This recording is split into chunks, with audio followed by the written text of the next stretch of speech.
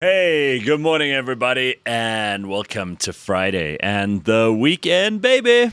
Yep, because as we head into December, which is fucking next week. It's Monday. I know. Scary, right? Monday's basically Christmas. One day is one day, but Monday is December. You know, they say December is long and January is long. No, I don't think December's nearly long enough. I always find this time of year rushes past. I know we've had this conversation a million times. There are probably already people lining up in the comments to say how stupid it is that we're talking about this. But your perception of time changes, right? It does, as you get older, definitely. When you're busy and you have a million things going on and you have no moment's respite and you're tired and you're working your backside off, time just flies. When you are relaxed and happy, it also feels like it's going too fast. And then the in-between bits where it's boring, you're like, oh, come on, get to this day. Or you look forward to like things. long winters. Like when you're a kid and you can't wait for Christmas, for example. Then it just feels like the rest of that month just drags. Like school. Yeah, yeah, correct. So how are you, Ass? What's happening? All good, all good. After I left here last Friday, Yes.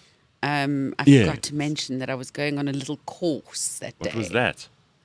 It was the Alan Carr course. Have you heard Alan of it? Carr is who? Well, he's a comedian, but if you spell it slightly differently, he's a stop smoking guy. Ah, which one did you go to? The stop smoking guy or the comedian guy? The comedian, and we smoked a big fat pack of cigarettes. No, I'm joking. Wow, that's confusing. Holy fuck, no one knows now what the hell's going on. Is Leigh-Ann talking about... I did the course, the Alan Carr course. He's dead, but his course lives on. Oh, that's impressive. Worldwide courses continue in his name. But what do they do? To stop smoking. Oh, but do you still smoke? No. I had my last cigarette on Friday, last week. Oh, so now you're a non-smoker. Look how proudly she said that. She's four or 5 days, and she's so proud of it. 7 days. I've been counting. Ah, please. You won't go back? No. Okay. What finally done. made you decide to stop? The Alan Carr course. No, man. What made you decide to go on the course? That you've got to book like 2 months in advance. I mean, I only see you on the show, And it so costs a lot of money. I forgot that you even smoked. Yeah. Costs thousands, but if you are with Discovery, I don't know about other medical aids, you only pay under 1,000. It's money back guarantee. Right. And it's all in the teaching. So it's a 6-hour course. For 6 hours, you smoke. Oh, wow. It's online, but you're with other people. Your cameras are on. Yeah. Really awkward smoking a cigarette in front of a camera on a computer Did in you front feel of people you've just met. Yeah, you feel like Sharon Stone in that Basic Instinct movie. Well, I hope not, because there were a few creeps on there too. Really? Okay, so hang on. It's an online thing. Yeah. And there is a dude, you all have South to, African. Hi, my name is Leigh-Ann. And you don't introduce do yourselves. that. He knows who you are because you've submitted forms before. A bit of... It's an approach that is different to anything else out there. So he talks to you, and you talk about what each cigarette means to you. You talk about the facts. It's very factual based about nicotine addiction. Okay. So there were 2 vapors on there in our group of about 8. Yeah. 2 vapors, 1 snuff addict. Oh, right. And then the rest of us were smokers, cigarette smokers. Well, you smokers, the people you used to be a part of a group with, are dying out there. It seems to me like they're less and less. The kids don't like it. Fewer and fewer. Sorry, correct. I always get that wrong. I still get it wrong. I haven't touched a vape this week because I woke up on Monday morning with like a really sore throat. And I thought, oh, no, here we go. It's like a cold or flu or whatever. And it was just that. But because of that, I didn't feel like, smoke anywhere near me. So I just stopped. And I don't know if I'll go back. We'll see. Well, this is all about that first bit of nicotine that you have. Yeah. Which for me was before I was 10. Well, I hate to spoil it for you, but there are scientists now who are saying that a certain amount of nicotine is actually healthy. Oh, God, no. But no. But you can take it in pill form, or there are all No, kinds of I've had supplements enough. that you can have. Oh, no, you've had enough for 2 lifetimes. Yeah. So no more nicotine for Leigh-Ann. All right, well, good for you. Yeah, so I'm And done you with don't have nicotine. any of the normal hankering for the stuff? Massive. Oh, yeah, I'm sure. Huge. But I'm going to say this guy isn't getting through Jesus. it. He can't just He's wish it not away. Jesus, but What do you have to do afterwards? Is there a... you count down to your last cigarette after you've had. This is the difference. That was a weird sound. I heard that. Funnily enough, we need more of that sound in the show. That's what everybody's been saying in the comments. Please, Like, make more like of that, make please. Yeah. a reel out of that. Yeah. When you're giving up smoking, it's usually I'm done with this. I'm not going to do it again. I'm done with this. Yeah. You don't speak about it for 6 hours before you do it, do you? No. And think about every drag that you're having of each. Oh, is that what they make you do? Yes. You speak about it, think about it, speak it. You drill into it hard for 6 hours. And you realize that it's only the first 2 drags of that cigarette that are good because they're hitting that nicotine itch. The rest is shit. It's actually shit. Yeah, it's completely shit.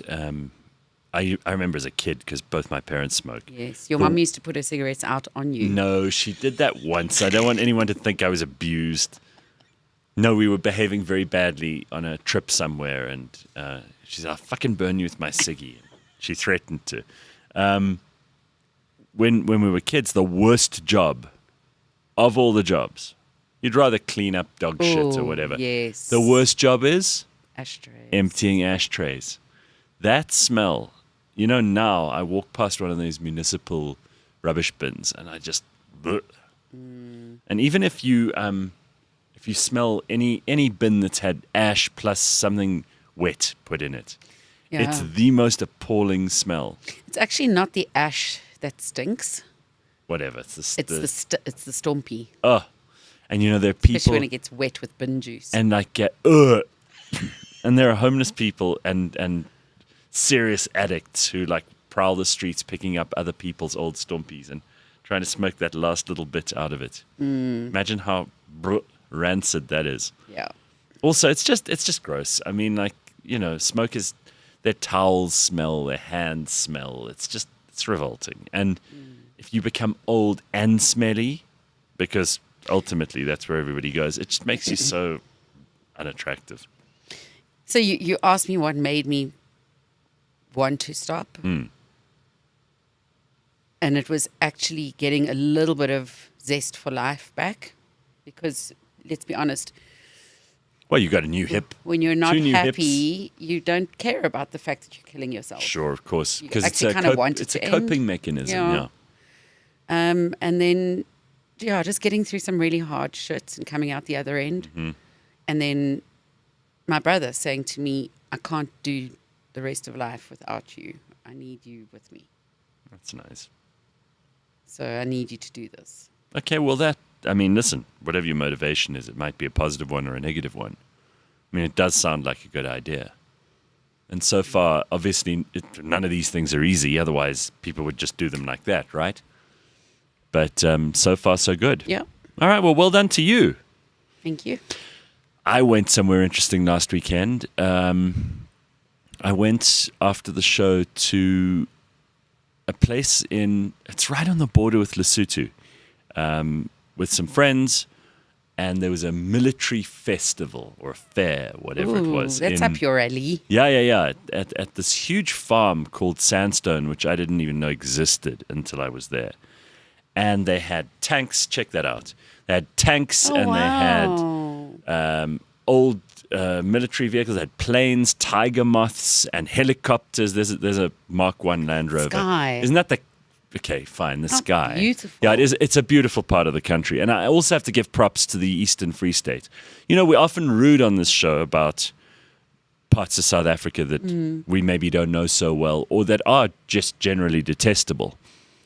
But the Eastern Free State is magnificent. Okay, it's the border of Lesotho and you were in the Free State. Yeah, I mean, I've never been. I know people will be horrified to know this because talk about these places all the time, but I've never been to Clarence before. Oh, wow. Or Furiesburg. Not that I necessarily want to go to Furiesburg again. Well, look, but it's a good time of year to go to those places. You don't want to do it in 6 months' time. no, when it's cold. But the Eastern Free State is magnificent. I mean, you've got those beautiful geological outcroppings and mountain ranges. I don't know if you call them mountain ranges or hills, but they are like nothing I've ever seen anywhere else. It's almost alien, that landscape. And everything is, as you saw from those pictures, green, and the sky is beautifully blue, and the weather is nice and hot. So I just had the most terrific time. And I met loads of military veterans. Wow. Who would have arranged this thing? So there's a guy called Yandre Duplessis who put the whole thing together.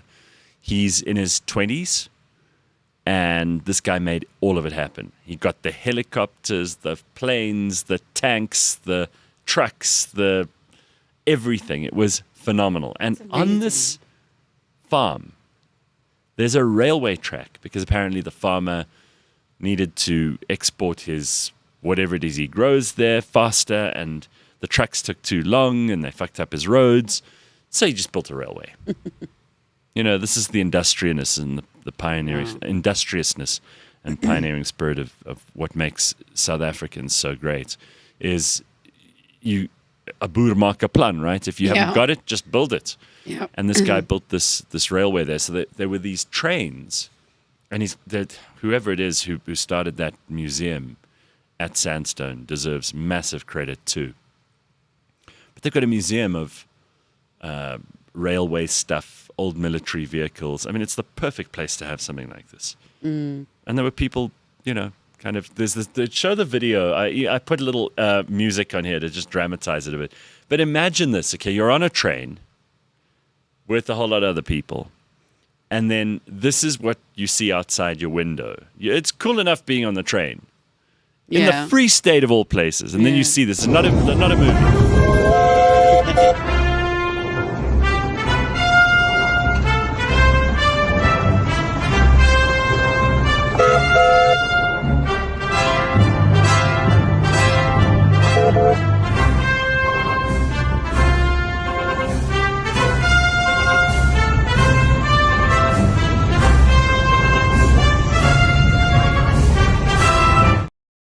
That's cool. That is just amazing. It's wild, right? And I looked outside and I'm like, this is easily one of the coolest things. I actually have tears in my eyes. Those Lovely, horses were so happy. Yeah, the horses. They're like, this is what we want to do every day, guys. How's that steam locomotive tractor? I mean, it looks like something from Unbelievable. Hollywood, It's right? crazy. Or from, as it is, 110, 120 years ago. That actually still works. And I just have such love and respect for people who look after things and people who fix things like that and who keep them looking good and operable so that the rest of us can see them. Yeah. It's just phenomenal. So It's a certain kind of amazing. respect. It's something that my dad always had. Like he kept his army sleeping bag in perfect order. Yeah. His army... it was a knife, fork, and spoon, and I ended up taking them to felt school and lost one. Oh, no. I've regretted it my whole life. But his first pencil tin. Was it pencil case tin? Yeah, now everything is with consumer culture and the fact that everything's made in China and you can just replace it at the drop of a hat. So people don't really respect and look after things like they might have back in the day because you could just get another one and it's cheap.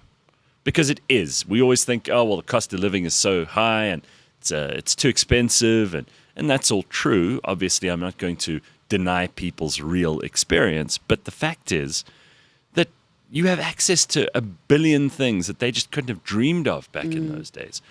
And if you do find yourself in possession of something rare and historical and interesting to other people, like, looking after it is a duty, right? Yeah, it's a whole thing. I mean, I'm sure you're still upset about the Louvre and... Oh, Christ, have they found those guys? I They did don't arrest two know. people I saw. Oh, I'm still upset about it, yeah. but yeah, it's that mindset. It's What a you gonna do? special kind of respect. Yeah, I love... And again, just being away, one of my friends is also a big history fan, and And he and I were just talking about this stuff. And if you don't read history books, everything just seems so random and unfair and crazy and unpredictable. Until you put it into context. You've got to understand the story of humans, and something I've spent an inordinate amount of time in the last couple of months doing is I've been going through kind of family archives and records and looking at old papers of my grandparents and all those kinds of things, just sorting it out. Because for whatever reason, I don't think my brother and sister are very interested in it.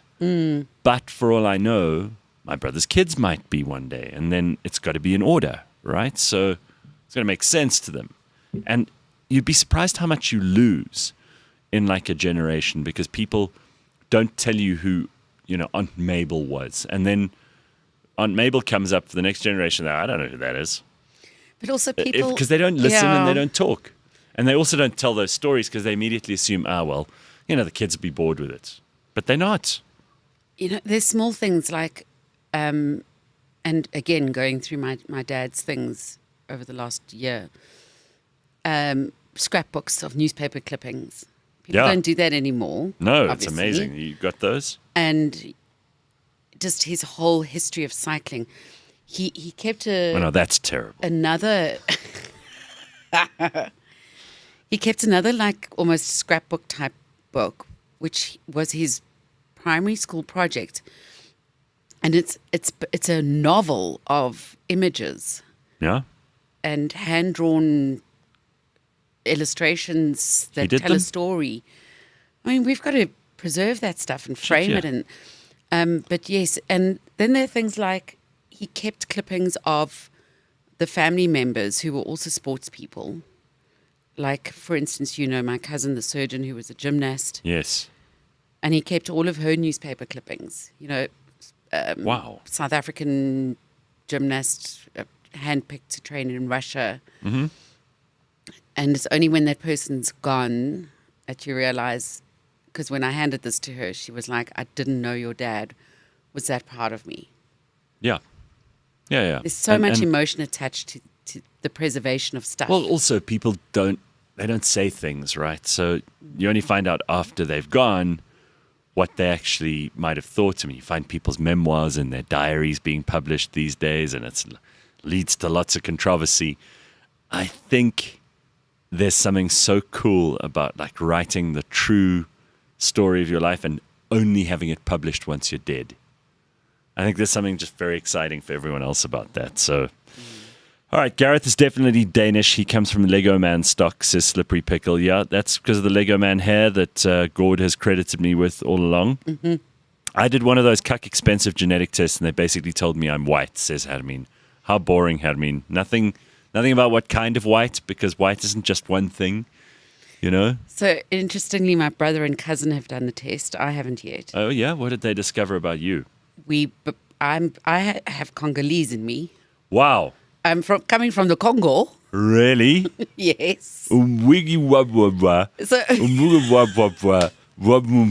my cousin. I knew it I watched that clip again the other day and I thought, you did that way too easily. So how much Congolese do you have in you? I don't know. It was Is it like a tiny percentage? It was like, I think below 10, but quite high up Wow, there. Leigh-Ann. Jesus. But it's basically Viking and Congolese. Yeah. Yeah, mine is like 67% Scandinavian, which is perfect because when I marry that Norwegian pole vaulter. Sure, and when I become Miss South Africa. Yeah, of course, because you're entering Miss South Africa. By the way, Leigh-Ann's going to tell us about Miss Universe. Oh my gosh. What a disaster, right? So much happened. Okay, I didn't even know this was happening. So I have no idea. I know who watches beauty pageants anymore. No, I only saw it because of the drama. All right, so all I know, Leigh-Ann, with no, I'm not even inquisitive or curious about Miss Universe, but apparently there's a lot of like saucy stuff to tell. I only know about this one thing where Miss Jamaica like fell off the stage.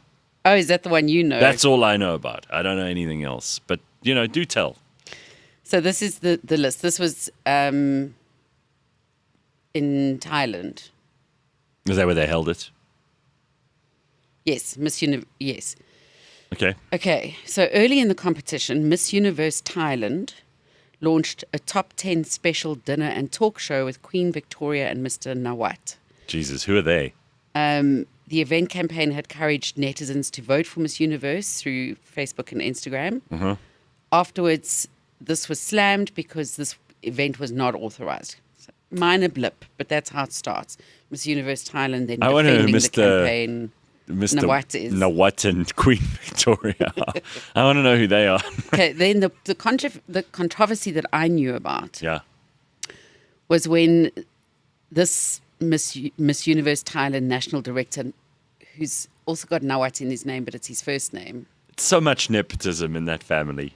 Yeah. He's Nawat Itsara Grisil. Oh, him. So he was, it's on video, it's all documented. He was addressing the room of all the Miss Universe entrants. Okay. And he called out Miss Universe Mexico, Fatima Bosch, and called her a dumbhead. Okay, well, While first they of all, were- listen, let me tell you, Dingwang, Call him Nawat. whatever, Nawat. You can't call people a dumb head because that's not even a good insult. Yeah. It means you've embarrassed yourself. You're the one who's dumb. So, Miss Mexico, if you're looking for a place to come and recuperate, maybe you're very stressed about this, I'm right here. We're bringing in Miss Universe refugees. Yeah. Those are the only kind of refugees I'm willing to help. Right, Miss Universe. good-looking ones. So any beautiful women from all over the world, and I know that there are many gentlemen's establishments that do this for girls on the regular, and I've got to say they're the real humanitarians. Forget gift of the givers, all right? I appreciate the grand mavericks. Those are the places helping those war refugees from the Ukraine the most, all right? So I'm also now making myself available. If you are an attractive woman who's been abused by Nagawat from the whatever his name Thailand is, board the of Thailand board Miss Universe. of beauty queens or whatever, I'll make a spare room available, and you can come and rest and recuperate here. Got lovely sunshine. I've decided I'm not going away in December. We'll come to some arrangement. You can cook for me. I'll buy the ingredients. And then we'll be all right. Mexican cuisine, something to be... I do not mind Mexican cuisine, so I'm all in favor. See if you can find James. If you and Flex could just look for a picture of Miss Mexico at the Miss Universe, the dumbhead. Fatima Bosch. Take a look at her. Dumbhead. Maybe I've offered too much here. We'll have to appraise the situation. There's nothing our audience love more than being able to judge a man or woman on his looks first thing on a Friday morning. So we're going to do that today. Exciting times. Yes? So old Megan Nawat was restricted. Why? Because she's a dumbhead? Restricted participation in the rest of the pageant. Because she's a dumbhead. And then the president of the MUO, this whole organization, said, Nawat, you need to stop in a video. You need All right. So this guy's to stop. This guy's out of control. Mr. Nawat, you need to stop. So obviously he'd been doing a lot of stuff.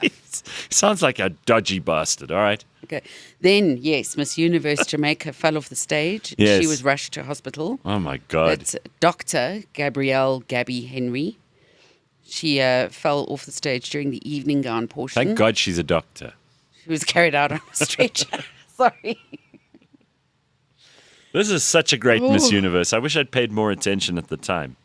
Okay? So she was in ICU for 7 days. It was a big fucking fall. What did she fall on? Close monitoring. No, I don't know. Near November the 25th, she was nearing discharge from the hospital. She probably got one of those super bugs. Wow. All right, what else? Anyway, the most exciting Miss Universe pageant in years. then then it says, in a shocking turn of events. Yeah, this is written by AI. 2 Miss Universe judges resigned ahead of the coronation. Who was night. that? Simon Cowell and Sharon Osbourne? No, it was a Lebanese French musician by the name of Omar Hafouch. I know. Yes, I know Omar. Yeah. He announced his resignation via Instagram, and also French football manager Claude Makalele, due to unforeseen personal reasons.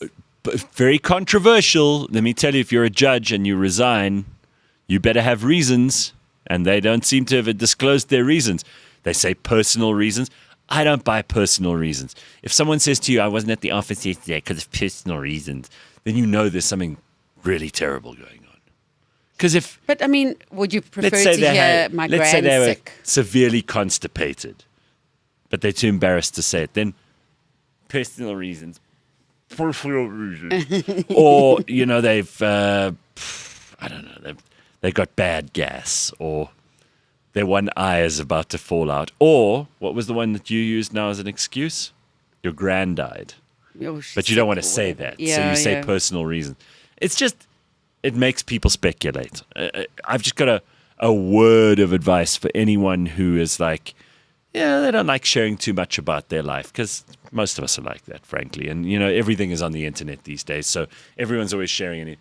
If you decide to deliberately withhold information about something by saying, for example, personal reasons, that just makes people curious to scratch a little more. So if you People just say, think you're lying immediately.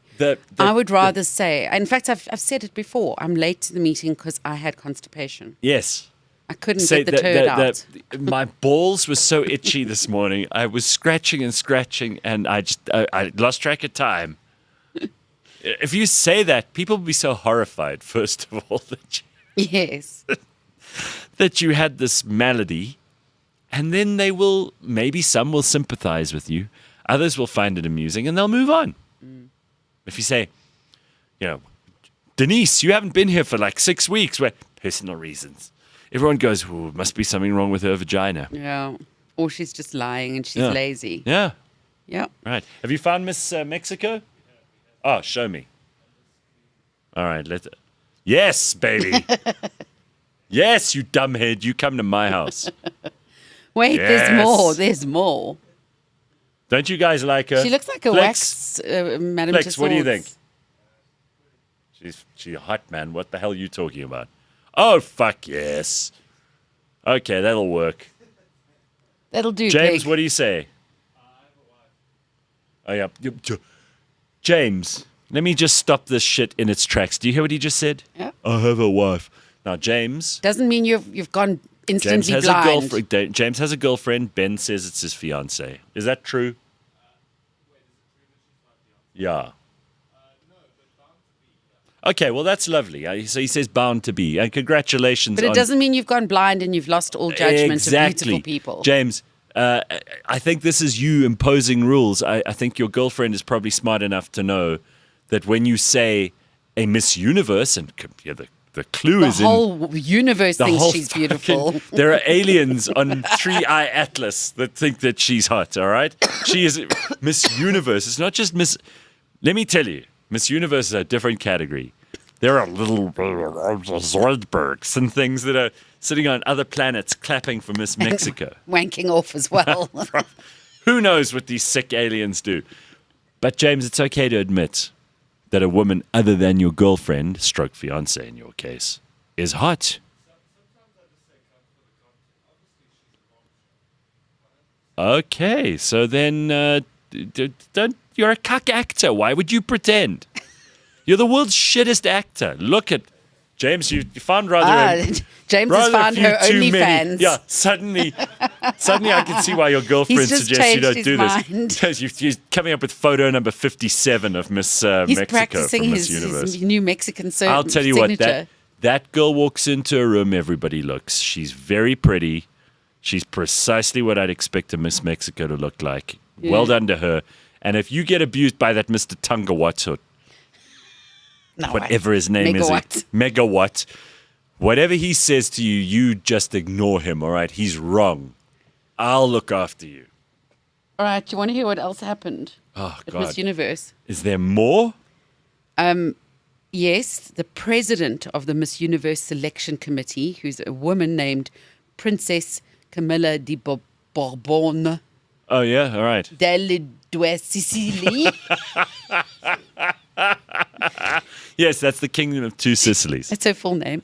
She dropped out of Just say it again, just for shits and giggles, and do the facial expressions like you just did. Princess Camilla di Bourbon due Sicily. Yeah, people will watch that and go, shame, poor Leigh-Ann, she had an aneurysm in her brain It's at finally exactly that happened. moment. Yeah. It's finally happened. And to think that she could have just carried on smoking.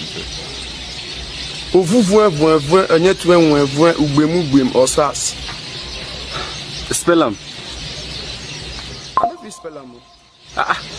What be your name? I don't know spell them. If you not say no go school now. If you help me spell them. Okay. I come and get my help you spell them.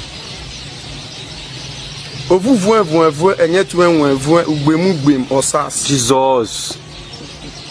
How would they spell? Stop. All right, very good. I love that. That's your 14th cousin 3 times from the removed from the Congo. Congo. All right, very exciting. Okay, so who won? I forgot. Miss After all of Universe. this, people were so distracted by all this controversy. By the way, what happened with the Princess of Two Sicilies? She dropped out of the pageant just days She was before. like, "I've had and it." she's the head, the president. She's like, I've of had the it with you selection committee. fucking amateurs. I am not doing this anymore. Right? So, yeah. Okay. Who won? Who did win? A crocodile. Miss Mexico, Fatima Bosch. Yeah, baby. Well, now that we've developed a relationship with her, thanks to you, Leigh-Ann, of course I was hoping for her to win the whole time. So were Flex and James. And James's girlfriend. Oh, gosh. And Well then, done. Look at her. Oh, that's why she was wearing the crown in that first picture, James. Ha-ha. See, if I'd been paying It's not attention. a good face photo of her. No, and She's that's an ugly crier. And that is a terrible looking bouquet of flowers. It almost looks like it's A creature. some kind of sea monster. She's All not right. a good crier. So when she comes to visit you, you'll need to keep her happy. Don't let her Well, cry. 'cause no, that's- now that I know that she's won, I mean, what reason does she have to come to Pretoria? She's got gosh. bigger fish to fry. She's got to go and visit all those other planets because she's Miss Universe. And then remember Omar Hafouk, who also, Of course, I remember Omar. Yeah, he who was the could forget? judge, the singing judge. Yes. He said the vote was conducted by individuals who are not recognized by members of the official judging panel. He called her a fake Miss Universe. Oh my Like, God. I'm done with You know this. what, guys? That's just mean. And let me remind you that the integrity of the Miss Universe competition is something uppermost in all of our minds. There are It children. must be upheld. There are children who will not sleep tonight because they are concerned about the integrity of the voting process for Miss Universe. Are we kidding? First of all, there are 10 people on planet Earth who watch beauty pageants anymore. They're the moms of the The mums of the entrants. contestants. No, look, some of them don't have mums, Leigh-Ann. Oh, this Because is they come true. from war-torn countries. Sorry. But How presumptuous. I would say that the judges who didn't resign definitely watched it. To see themselves. And then that's it. And I mean, thank God you paid attention to this. Otherwise, we wouldn't have known any of this. But otherwise, nobody else. And I know we said Miss Universe is a galaxy, in fact, a universal competition, and there are other planets involved. It does seem to be fairly obviously dominated by humans, who are terrestrial Earth dwellers. And they seem like they may be of the lowest kind. So I don't know. I wouldn't say so. Judging by those pictures of Miss Mexico, they got something going for them. Well, but- the organizers at least. The organizers sound like a shit show.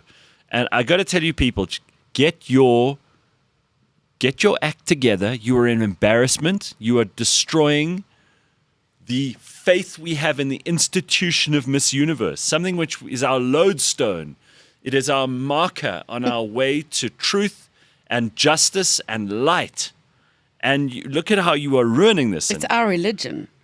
You're giving it to your pearls to swine, is what I say. How embarrassing. James is protecting his relationship. Leave him alone, says Judas. Point of order, that's a tiara, not a crown, Gareth. You weren't raised in a barn. It's a Miss Universe crown. Who's keeping score here? The thing is probably filled with glass anyway. There's no gems. You are crowned Miss Universe. Yes. Yes. So it's a crown. They don't go, you're tiara'd, Miss Universe, slippery fucking pickle.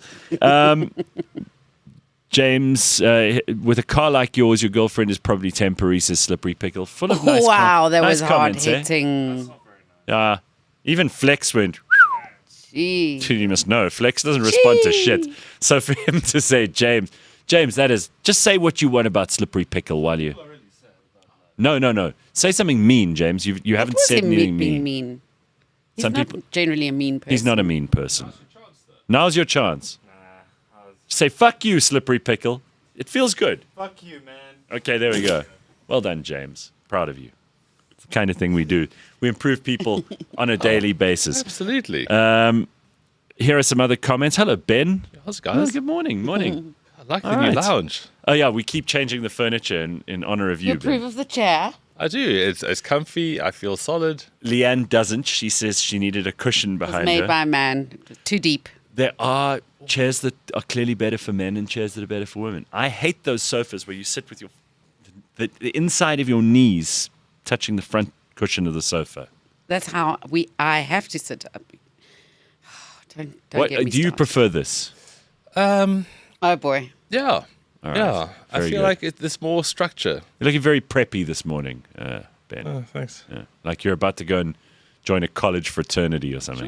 Sure. Let's do that. No, after this, I need to try to hit golf balls harder than I've ever hit golf balls in my life. What's this for? Is it just in the... Yeah, I've been doing this like the speed training. So I've got these like really strong, like heavy rods basically. Speed training in golf. Yeah, so the faster you can swing the thing, the further the ball goes. Right. So it's hard work though, because I mean, I've been telling myself for years. You don't want it to go too far. No, you do. Oh, you want it You to want go it as to far go as so possible. stupidly far, makes no sense whatsoever. That's the whole You don't even plan. find the fairway.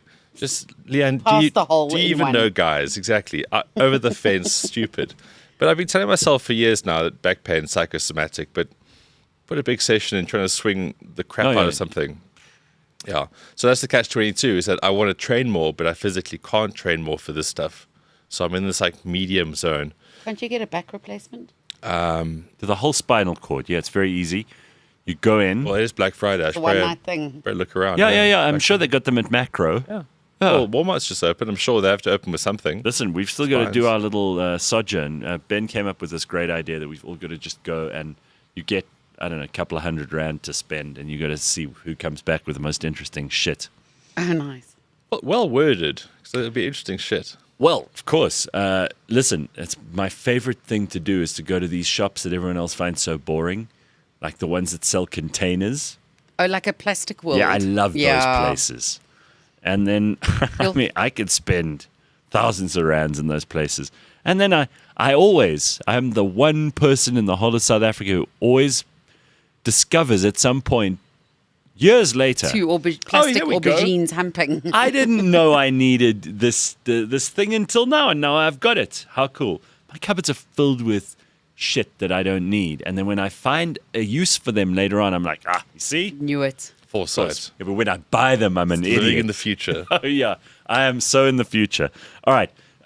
So you're practicing your golf swing, which is Yeah, excellent so I need news. to get to. I need my club head. I needs to go 130 miles an hour. Currently about 127, Shit. which then results in a ball speed of around 185 miles an hour. So Why are we doing miles? because that's just I don't know, Americans invented Yeah, machines. you know, that it is so frustrating when you have No, to it's keep silly. converting in your head. It's silly, but those are the metrics to go for. And That's then, impressive. Those are big numbers. which then propels the ball around sort of like 320 meters, Right. not yards. I mean 350 yards. I was telling Leigh-Ann about this military festival I was at over the That weekend looked last weekend. It so was, Did you it was see? so much fun. Did you see that video? Well, I saw it personally when you shared it. I've got to.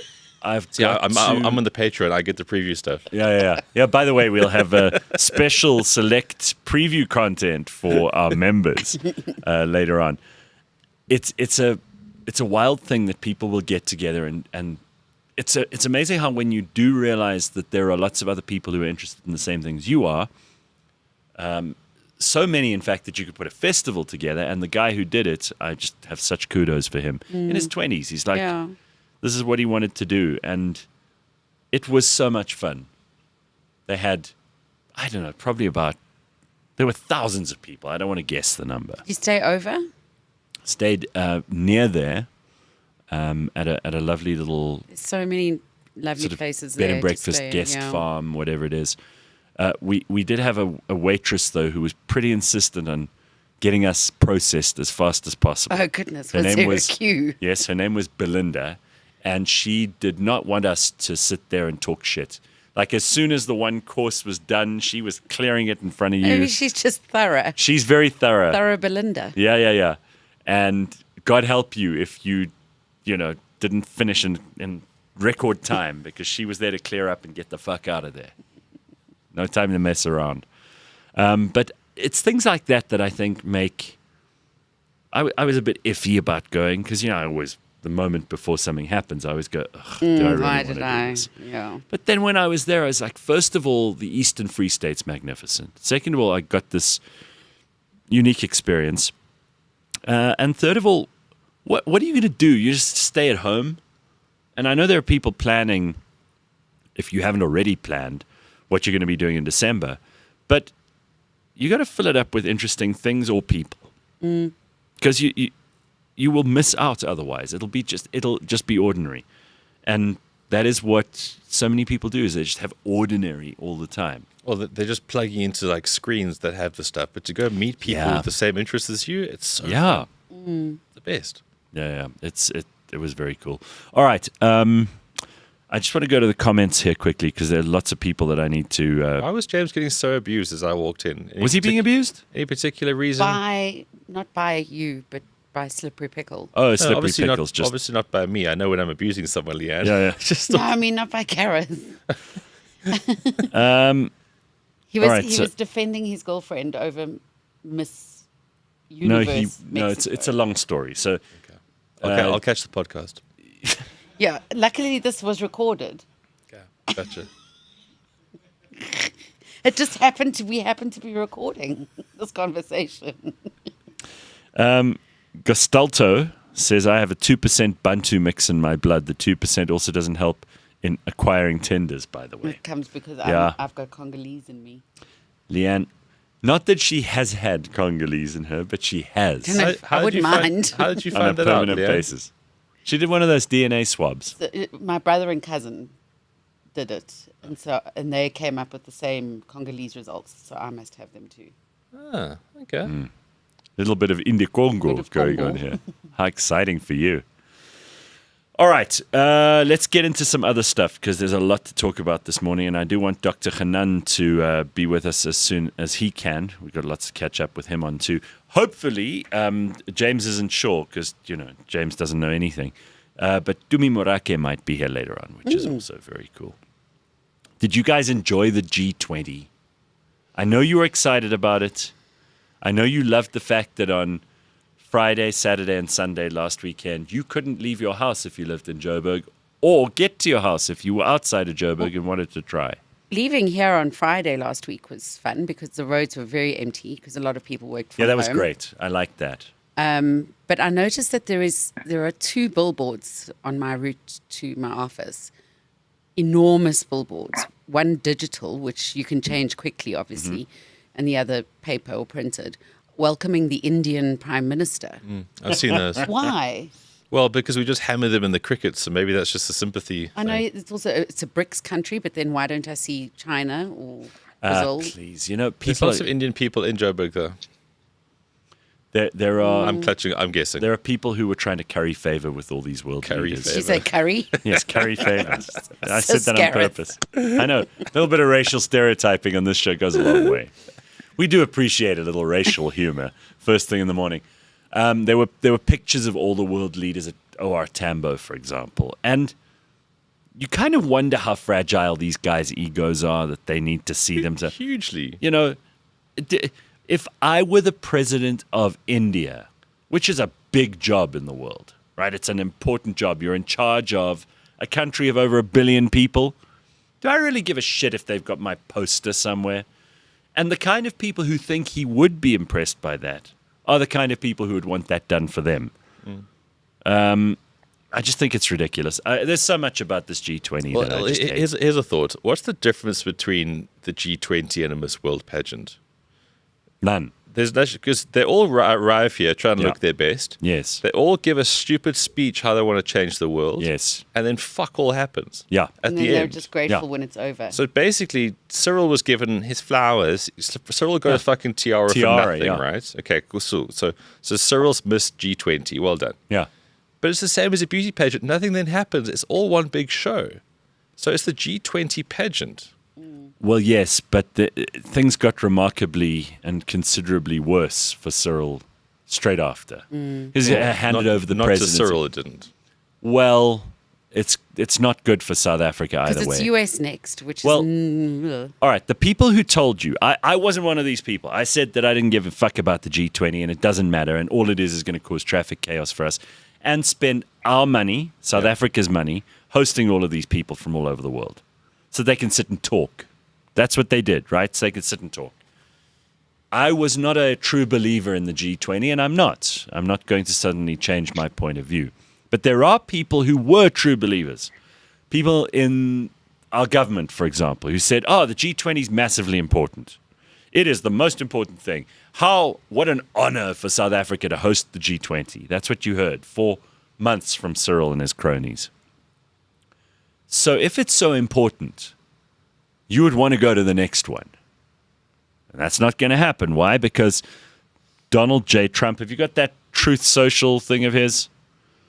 Donald J. Trump put this out straight after. So he says, the United States did not attend the G20 in South Africa because the South African government refuses to acknowledge or address the horrific human rights abuses endured by Afrikaners and other descendants of Dutch, French, and German settlers. To put it more bluntly, they're killing white people and randomly allowing their farms to be taken from them. This really upsets a lot of people who either say that that's not true or that it's not the government, and I don't want to get He into obviously that. didn't put a character limit on his... No, Truth Social. He's Donald Trump. He owns Truth Social. Yeah, He can do exactly. whatever I he think he's wants. got the premium package. Yeah. So he says, worst of all, the soon-to-be out-of-business New York Times and fake news media won't issue a word against this genocide, which is why all the liars and pretenders of the radical left media are going out of business. Okay, whether he's right or wrong about any of that, we could sit and debate. But the fact is, this is what the President of the United States thinks. And he's not just some schmuck. He is in charge of the world's greatest economy, and he's the host of the next G20. So if you cared about the G20 this year, you have to care about it next year. And the bad news is, as he says at the end of that, let me just read the end, because this is the main point.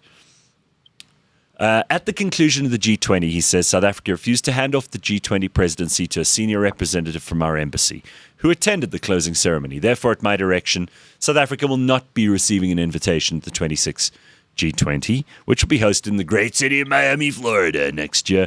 South Africa has demonstrated to the world they are not a country worthy of membership anywhere. We're going to stop all payments and subsidies to them effective immediately. Thank you for your attention. Okay. Bad for us. So you play stupid games, you win stupid prizes.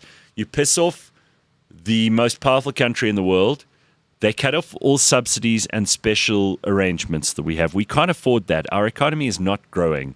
We are not doing well. Just by the way, Cyril, you might be doing well with all your relatives in mining and all your businesses that you got for free because of BEE, which is also why you won't give up on BEE. But the rest of us are kind of having a tough time. It's not a great time to be in business in South Africa. I saw poor old Cat Matlala. He's an honest businessman, isn't he? He was complaining at this commission of inquiry that they're holding in Parliament at the moment about how hard it is with all these politicians just taking from you the whole time.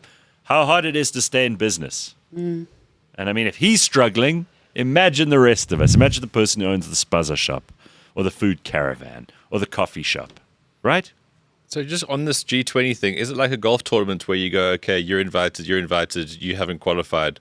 Like, can Donald just say, well, this is what they did once with the G8, and then it became the G7. They just uninvited Russia, and guess what? Russia wasn't in the G8 anymore.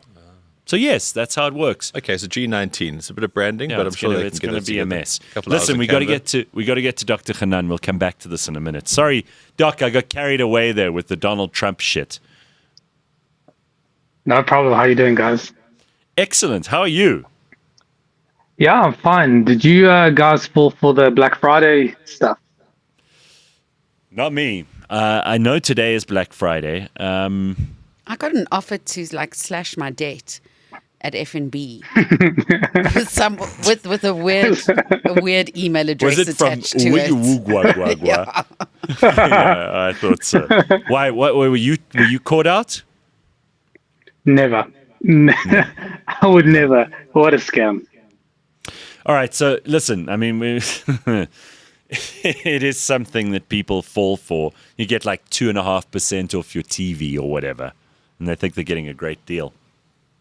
Yeah, but the problem is you get 2.5% off your TV that's just been marked up 24 hours ago by 7%. And frankly, you bought a new TV 2 years ago, so what do you need a new one for?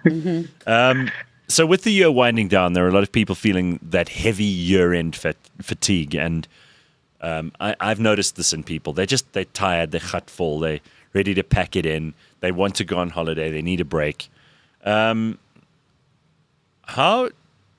How do you explore what the mind and body are asking for by the end of a long year for people? And how do you build practical ways, more importantly than how you're feeling at the end of the year? How do you practically get yourself ready for the new year? Because it's not far away now. Yeah. Right.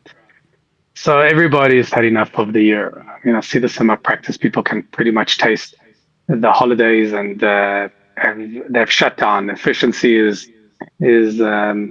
floor level. Competency is not there anymore. People have just had enough and are looking forward to the holidays. Your body's run down. And the years keep on. I mean, how many times do we say to each other, how fast is this year flown by? 24 hours feels like 2 minutes, and a year feels like a month, and it's just we can't believe it's the end of the year. And the aim is really to maximize every single minute that you have. At the end of the year, yes, you must take time to recover. You must take time to refresh and emotionally and physically take time off. But at the same time, what I want to recommend to everybody is create good patterns for the new year. Set specific goals that make you better. Take the lessons of the last year, the good, the bad, the ugly, learn from it. Know what you could have done better. Know what you should have done better. Level up because of the mistakes that you've made and move forward. Learn what you should have done in order to progress forward, but you hadn't, and implement that into your blueprint for the new year. So yes, take time off, but use this as an opportunity to regroup and plan out your new year with a brand new set of blueprints to make your life better. I always think this time of year is a perfect time for people to just put in that last bit of effort as well, because the holiday is just around the corner. So if you can actually really deliver at the end of the year, you also leave work feeling like you've given it your all, which is, what's the point of going to gym if you're not going to break a sweat? And then you feel good when you finished your session. And I think the same goes for work. You don't put in any effort. You don't get anything out. You kind of feel meh about stuff. Ben was talking about improving his golf swing. Leigh-Ann has given up smoking. Nice. Everybody's got their things that they're busy with at this time of year. And do you have anything specific in your life that you want to achieve? Do you have a particular end of year goal, something that you want to look after, something you want to change? So I follow a very particular blueprint when I manage my life, as you know, the anchors. So those 23 twice a year. things. Yeah, it's 24. It says 24. How many are there? 15. Damn it. One day we'll get it right. Maybe extra night on Black Friday. All right, so go on. What about you? So twice a year, So in the middle of the year, at the end of the year, I revisit my anchors, especially the 9 fundamental anchors: career, financial security, relationship with family, friends, romantic, diet, exercise, sleep, and your medical health. And I review my vision, I review my goals, and I review my strategies. twice a year that takes me maybe a couple of hours to revisit is completely worth the investment, worth the time. And I suggest that everybody does it in December. Once you close shop, once you're out, once you are with, you have the time off, just go and visit your anchors, go and visit your vision. What is it? What is your ultimate why? Why are you prepared to work so hard on these anchors? Create specific measurable goals and create specific measurable strategies in order to achieve those goals. So we have vision, goals, and strategies, and then strategies to achieve goals, goals to achieve visions. And I do that twice a year. So yes, I've created brand new goals for myself for all these 9 anchors. And the truth is, life, you should be so lucky to be able to chase goals, because people say, when does it end? When does the chase end? And the answer is, you should be so lucky that it never ends. That's purpose. Yeah. That's meaning. Right. That's what's keeping you alive. And we always discuss that mental ill health is the inability to chase goals and feeling stuck. So the fact that you are chasing goals that are meaningful to you, that is, you should be grateful that you have that. So yes, go out and create goals on all those 9 anchors. Yeah, and I've got to say this, Doc, people also got to be reasonable about those goals. I hear a lot of bullshit from day traders and financial gurus posing next to sports cars on the internet. Just stay in here. We know that you're actually just a loser who really can't do anything properly. Keep your goals reasonable. You're not some famous international financier. You live in, Benoni. Calm down. Nobody's buying your crap. People have got to stop having outrageous goals. I'm never going to be a famous footballer. Leigh-Ann is not going to be Miss Universe. Try as she may, and she's entered 15 times, but just never made it. Ben is never going to hit that golf ball at 400 miles an hour, no matter how hard he tries. No. You got to be reasonable about this, right? Goal setting is it's an art and a science, and I recommend to anybody to go and really take a deep dive into how to set realistic, measurable goals that are completely under your control. I swear that is the secret to happiness, setting realistic goals. So wake up. Is that all you need to? That's my goal. That's very low bar. I needed to wake Leigh-Ann. up 365 times this year, and I did it. Yeah, you did. Well done. Well, there Instead was one time about a month ago you didn't, and you went on the show. Yeah, you did wake up late. There we go. Says that. Dr. Hanan, there's something interesting you said at the end of that, which I love. Someone said, it could even have been you. I'd love to give you credit if it is you. So the difference between your expectations and the reality is where you often get stuck and people don't find happiness, right? So if you expect something to be here and it is there, you're happy. That gives you happiness, momentary or prolonged, who knows. If your expectations are here and everything falls short, you're going to find yourself miserable. And if you set your expectations too low, then it's also boring and just unstimulating, and life gets very frustrating for people like that. So you got to make the expectation meet the reality. And some people have a huge difficulty with that because they live in fantasy. I do live by this principle that the best relationships on planet Earth with anything and anyone is where expectation meets reality. I've said this, if you walk into a restaurant and the restaurant is a 1 out of 10 and you're expecting a 1 out of 10, you'll have a good meal. If you walk into a restaurant and you expect a 3 out of 10 and you get a 1 out of 10, that's when you're disappointed. The best relationships on planet Earth are not where it's a 10 and a 10, because that's not real. The best relationships in the world is where it's a 10 and you're investing 10 and a 9 and a 9 and an 8 and an 8 and a 5 and a 5 and a 1 and a 1, where you can meet expectation with the reality of what it is, or you can meet reality with expectation where it is. You'll have a beautiful meal. You'll have a beautiful relationship. Match your expectation with the reality of what it is. I love that. Thank you very much, Doc. Nice to see you. Have a happy Friday. Nice to see you guys. See you in a week's time. You too, guys. Dr. Hanan, everybody. Are you buying anything for Black Friday, Ben and Leigh-Ann? So I did yesterday. What did you buy? Well, because I'm going to do more golf content and filming, I bought a camcorder. Oh. So it's better with big zooms. It's got a fixed focus. It doesn't really require stabilization. Sounds so archaic. I know it does. What is it again? I know it does. It's just a kind of camera. Video camera. Yeah. So I don't have to worry so much about focus the whole time. It's got a big 4K thing, and then it's got this big zoom, so I can use it on the golf course and when I go into the wild. Excellent. And And I think I got a a- good deal on it? Pretty sure I did. I ran it by my camera friends. They said, "Yeah, good call." Nice. And then I bought these lapel mics recently, which are really great. Those little fluffy ones? Yeah, they've got a little fluff thing. And then out It's of almost nowhere, like a small animal is living on your lapel. Or like when you've been for a wax and you Yeah. leave the strip. just on your Just shirt. a little tuft on top. Just a there, tuft yeah. on top. Right. And I originally bought them at a great price, and now this week they were even cheaper. So I got backups. Well done, Ben. Okay, that's money And that well was it. spent. And I'm not You fucking know- around on the sites, nothing like that. I want to use your own words from last week. You said you have enough shit.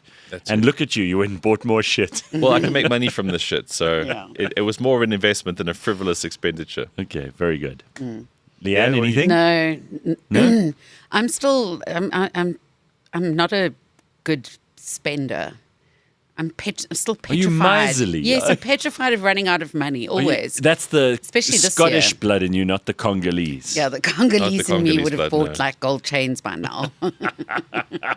Okay, so you're a bit of a miser in your in What your would you spare like time. to buy, Leanne? What Yeah. What would you like to see on Black Friday? I would do like teeth whitening and Oh, yeah. boob picker-uppering and Sure. Well, hair Leanne's on a colouring massive and self-improvement thing now. on She's the got- on the right sites, you can get that. bars. I'd love that. Listen, she's got 2 new hips. She's on the Ozempic. She's dropped the smoking. She's going to be a fucking Miss Universe entry You before she knows it. You know, Watch the space. Just watch this. Yeah, I know it Telling you goes- it's coming. I know Everybody everybody get gets the ready. lesson we just had, but just phone people and say, "What's your Black Friday on the boob picker-uppering or the spa or the teeth whitening?" I'm sure there's a doctor out there who would, give of their time pro bono. You're a very famous Wow. person, Leanne. That would be amazing. What kind of a boob pick-uppering are we talking about? Not a size Well, change. no, we can't do boob picker-uppering yet because we're still Ozempicizing. Oh, right. So, but it could happen at the end. But I think we could do with the teeth thing. I need a new porcelain tooth. Also, with the smoking going, you want your teeth Need can the be new teeth. yeah right. Yeah, it 'cause was an they exciting time to be alive for you. Isn't eh? it So, great? This is terrific. I fantastic. told you this show's all about motivation. Don't be negative. is. Just be positive. No, whenever I look for the podcast, I always go to the motivation section, and there it is. Trending. I think we need more motivation people. James, can we have a motivation person on next week? Okay. Oh my! that would be good. This is going to be one of those things you regret when you get in here and the person's already here early, going, "Hi, Gareth." Yeah. Good day is an early day. You're going to be like, "Oh fuck, I forgot about this." You're right. Okay, can we just quickly get back to the G20 because I want to wrap this up. G20 pageant. So the pageant that is the G20, so we're not going to be able to get to Miami because even if the G20 is something outside of a national government, there's a bunch of them that get together, you still need to stay somewhere, you need to show your passport, you need to land somewhere. And if the president of the United States says you can't land there, then Cyril's going to have to make other plans. So okay, So he'll have to have his own party with all the cuck countries that aren't part of the G20. Anyway, it's also bad for us because of all those subsidies and those arrangements and those deals that we had with the US. We cannot afford to lose this stuff. So if you cared about the G20 up to Trump's tweet, you have to care about it afterwards. Otherwise, you're inconsistent. If you didn't care about it before, like me, this doesn't matter. That's why all I said when I posted that was, oh, The thing about this pageant here in SA is that Cyril could open his hands because they were in his country. If Cyril takes his hands to Miami, everyone's like, "Yeah, Cyril, that was last time, bro." yeah, well, So it's actually so everyone's going to be so nice to him here because they're here, like he's the host. Miami, they won't even look at him. well, they issued all kinds of statements in the little bit of attention I paid to this. And honestly, the most I thought about it was from a traffic point of view. They released a 120-point report at the end of this, all about Ubuntu, and you know when the ANC starts claiming Ubuntu as the thing that that we all take away from this. I mean, really, that is just low-hanging fruit because we know they're out of ideas. Climate change stuff. It's all the same shit from previous G20s, reissued, repolished. The turd has been polished again, and put out there. That nothing will happen. There are no deadlines. There are no action plans, no execution. It's just performance, as predicted. Can we just, okay, so will Trump feel differently about South Africa? Not that he has feelings as such. Will his actions to South Africa be more positive if we prove that, farm killings are no longer happening? He just wants 4 things. He says you cannot apply affirmative action and BEE laws to American companies. That's number 1. Number 2 is acknowledge that farm killings are happening and make it a priority of the police. Now, we should, in any case in this country, I mean, Cyril made all those speeches about GBV. We know he's going to do nothing about it, but at least he said it, right? Because when I was at the SABC, the editor would walk around and check that we were not putting the farm murders into our bulletins. Correct. So Okay. this is what's been happening for years. Now, you've confirmed that was a thing, and there are still news organizations that like to pretend that farm killings don't happen. It's just propaganda from AfriForum. So tell the truth about it and promise you're going to deal with it. Even if you don't, because we know our government lies all the time. There are women who've woken up with bruises today that government's done nothing to help, right? Even though Cyril said just a week ago, gender-based violence is a big deal to me. I read on my iPad that gender-based violence is something I must talk about. So he doesn't give a shit. And if you just said it, Trump would go, thanks, just acknowledge. The third thing is there were 3, there were 4 altogether. One had to do with, this is really rare. Farm killings. BEE. BEE, it was basic Yeah, I stuff. remember. And whatever it is. I mean, I remember that I've the forgotten. 4 things, but all it is stuff that the government can say. They must just say they're doing it. Acknowledge it, which they won't do, because for them, just to acknowledge that, there might be white Afrikaners who are the victim ruins their whole narrative. They want to be the victim, always. Have to monopolize victimhood, yeah. You heard him even do it last week, our president, when he said, "We will not be bullied." I mean, that's exactly what someone who's about to be bullied says. And he's just been bullied. Correct. So they love being the victim. They must be the only victim. No one else is allowed to be the victim. I'll remember the other 2 things as we go through the show. This cat Matlala thing is fascinating. It's so fascinating that if you go to certain places around SA right now, like, for example, I was at the golf course 2 days ago, and the guy who does the tee sheets and says, "Go ahead now," on his phone. He's watching it. And then the other guy comes through, they watch it. Right. And they were just sitting watching their phone as this court case goes. It was the Oscar case all over again, but to a broader audience.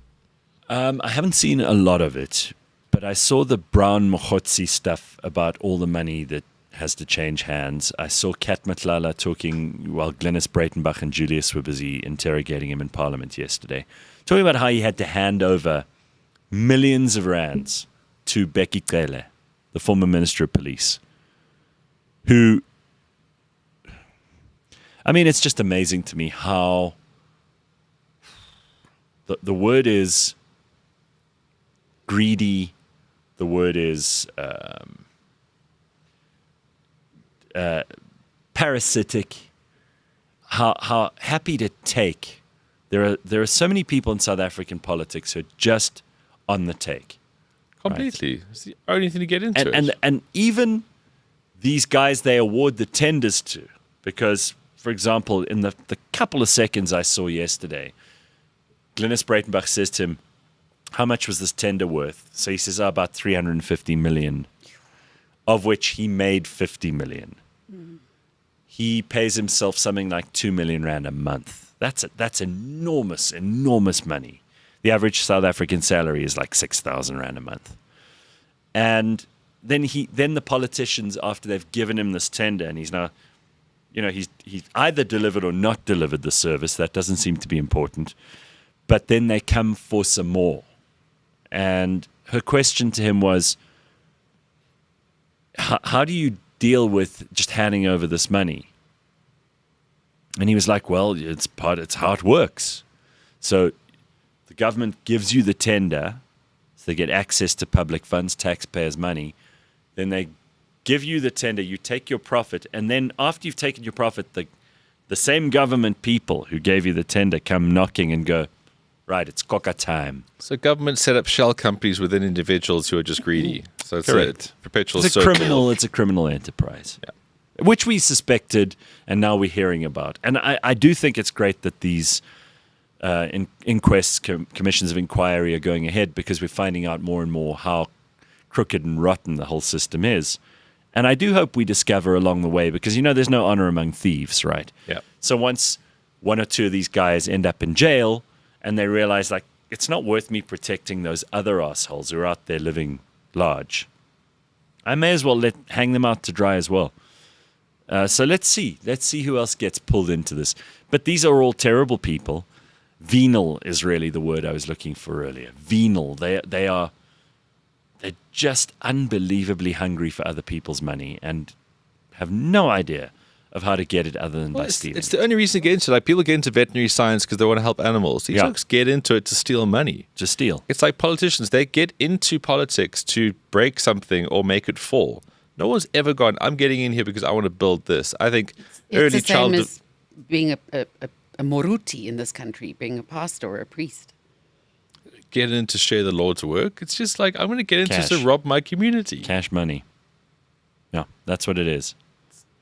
All right, we're going to get to sport in a short while, but I do want to also talk, while we're talking about Black Friday and spending money and you entering Miss Universe again. Are you doing it via Congo this time? Yeah, I'm That's going the in country as she's getting Maybe into. that's Miss actually the Congo. route now. But we were talking earlier with Dr. Hanan about setting your goals for the new year. Well, people are making a big deal out of this, probably because he's fat. But John Steenhuisen's Uber Eats bill is something else. No. Has this been now discovered? You don't know the story? No. Ben, please help her. I don't know the full story. I wanted to put throughout the forum here. Yes. Apparently he has... listen, a lot of South Africans have credit card debt. I heard about the debt, but I They owe didn't know money on the that this credit. had been pinned down to Uber A lot of it Eats. is Uber Eats. A lot of the money he spends as minister on his government credit card is for Uber Eats. But I believe, and again, you can deduce a lot of things by looking at people. There are many people. Is he married with kids? Yes, he's married, a lovely wife. Well, he gives them some of the Uber Eats as well. I Of was course. just checking. And let me tell you, when it comes to my Uber Eats bill, often that is when I'm ordering stuff for other people at the office, or you don't feel like cooking, so you order that. It's as good as going to the shops and spending your money. So I don't think there's a big deal in that. I like to take the piss out of John Steenhuisen because he's got so fat. But everyone in South African politics seems to me to be overweight. No, of Just course, about because everyone. they have we can only afford plates. They can afford troughs. Correct. So that's why they are literally So and figuratively bloated. They're all on the take as well from the trough. Okay, sorry, just to kind of throw it in now, is that as I look at the story, there was a default of 150,000 Rand on the credit card, Yeah, I know people. personal credit card. So I don't know again, if that's part of the story. I do want to just delineate here between the fact that we should always take the piss out of politicians. Good start, Anyone in elected office, and especially those in government that we're paying for, we should always mock and ridicule. That's part of the game, right? Across the board.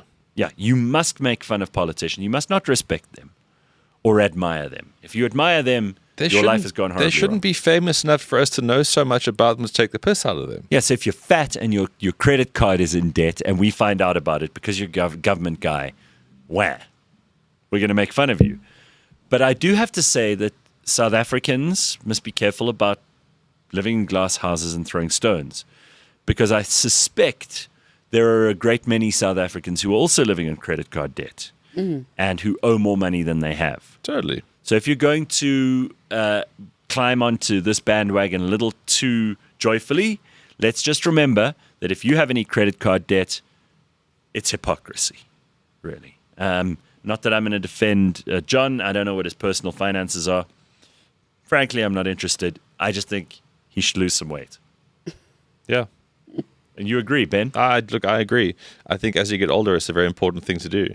Yeah, and Leigh-Ann agrees now, too, because she's now in the body shaming camp after Well, being in the body positivity another camp. milestone Yes.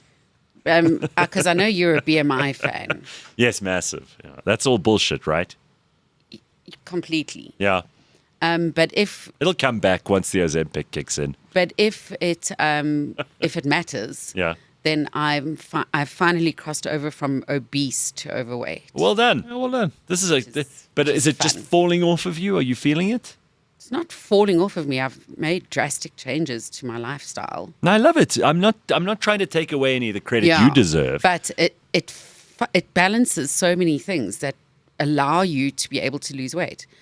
I was eating. I have to eat more now. Yes. Do you know what I mean? Yeah. Because I was eating nothing. Well, you're eating better. I had malnutrition, basically. But it I wouldn't go balances so that many far, things. hey. I know. I was actually diagnosed with malnutrition. I don't Malnourished, know. as in she wasn't getting the right nutrients she Yeah. needed in her life. Okay. all I right. had to have, I was in hospital for a week for that. When I think malnutrition, I think of those kids with the flies all over them. No, you can be fat, Do they even know it's fat and Christmas? malnourished. Okay. Yeah. All right. But yes, I mean, I don't want to go on and on about it, but I do now see people. I saw 2 people on my way here who were trying to get their morning walk or jog in. Hey. And I'm just like, there is medication that can help you. Yeah, but I love and appreciate the people who do the exercise. You got to do the exercise. No, they can do the exercise, but I'm just like, it's not going to help. It's not. I've The tried. other part of it is eat the right stuff and don't eat all of it. It's not going to help. It You need the abso- medication. It absolutely. You don't need the medication. Medication plays a role. You can't just pin everything on. Oh well, I've tried everything. It's only the medication. It's been proven from time forever. But balancing- I've proven it myself in my 48 years of existence. Yes, but you can't say that someone over there is walking who's obese. They go, no, stop that Yes, right No, now. not stop that. I'm just like, I not can gonna see work. the pain in their face and the effort that they're putting in. And yes, it may stop them from gaining Maybe more weight, they but just they're had not going to lose. They had a huge fart on board as you drove past, and that was the Maybe. face. Also, I do think we have Ben makes a point. We have this inclination in modern society to medicalize everything. We medicalize feeling shitty when feeling shitty is part of being a human.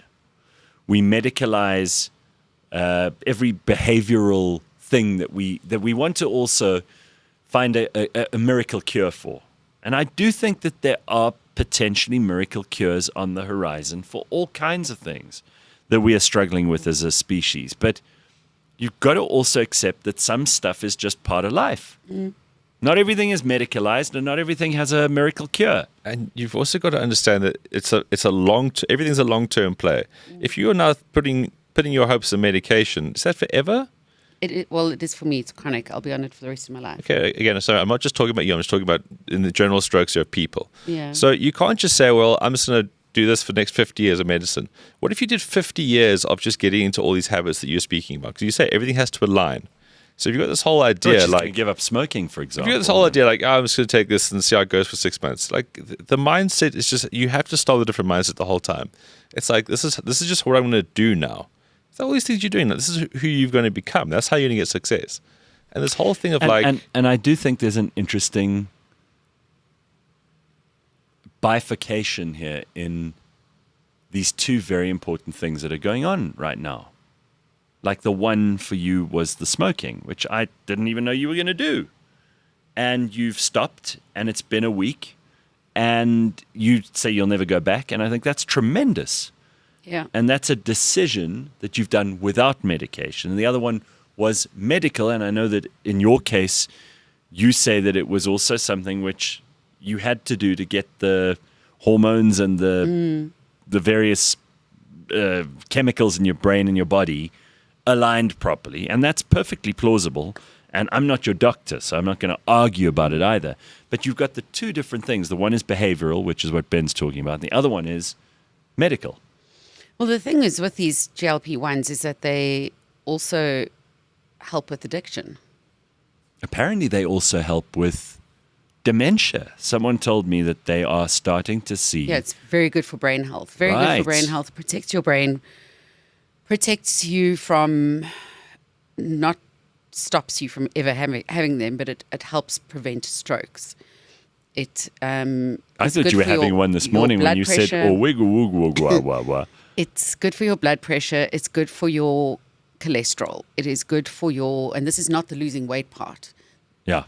You know, even if you ate enough to sustain your weight at obese, but you were having a GLP-1, your cholesterol would reduce. Brilliant. Your BP would reduce. Your heart, it gives a protection of the heart. Liver, kidneys, lungs, brain. The list's just endless. All right, so I want to move on to another trend that is happening all over the place, and I see more and more people doing this, and I totally understand it. It appeals to me as well. Do you guys have any interest in going offline, as in permanently? Because I know that as part of what we do here on the show, it's an impossibility, right? But you can make decisions around your body, your lifestyle, your medical situation. So you can also make decisions about your social involvement in the world. And it is massively tempting to me. I often joke about how when we eventually stop doing the show, which I love doing, but who knows how long that'll last. Maybe one day I'll decide I don't love it anymore. Then will I want a social media presence at all? The truth is no. Like once I don't do this show, why the hell would I want to share anything else on Instagram, Facebook, X, TikTok? I'm not on TikTok, and there's a reason for that. It's enough. I've had enough. I don't want it anymore. Yeah. And I also look at how many people, their whole world is about that. And these are not happy people. So my brother's tenant, very different guy. You mean a bit weird? Yeah. Lives in a one-bedroom cottage but has a sports car. Yeah. He's trades in cryptocurrency and works for an American company. Is he also a motivational speaker he's on up weekends? at all weird hours. Yeah. Heavily reliant on marijuana. Yeah. Decided one day he was just done with technology. And he doesn't have a phone number anymore. He doesn't have a phone. He actually writes letters to people. He writes physical letters to people. Yeah. He doesn't have an email address anymore. I like He this. just went offline. I got to And tell it's you. so weird I bring him up because he's leaving today. A new tenant's coming in. For what, the But 1600s? I don't know. He's leaving for some country that no longer exists. Yeah. He's going off to explore the Arctic. It's appealing. I won't lie. There's something about it that appeals to me. But there's so many cool dynamics within this because trends are trends because people want to talk about it and seem fancy. But we don't have that luxury. Like you just said now, okay, your example, not that you were completely married to it, but because of the show and what you do, you have to use it as a mechanism. The ultimate flex nowadays is to say, you know what, I'm rich enough, I'm smart enough, I'm all of these things. I don't need to be part of this. It's like when you can go off like that, clearly this guy's made money. If he was still needing to make money, he would be on those screens still. So being offline now is actually almost like the biggest luxury. It's like, guys, I don't need to be part of that. Yeah. It's like when you escape the rat race of 9 to 5 and you go, no, you know what? I work from home 2 days a week. That's a massive flex. And going offline is the exact same thing. Because getting online is one of those things. Like throughout history, we've always, like literacy's been a big flex, right? There's the difference between those who live in shit and those that throw the shit. Yeah. And from day one, that's always been a thing.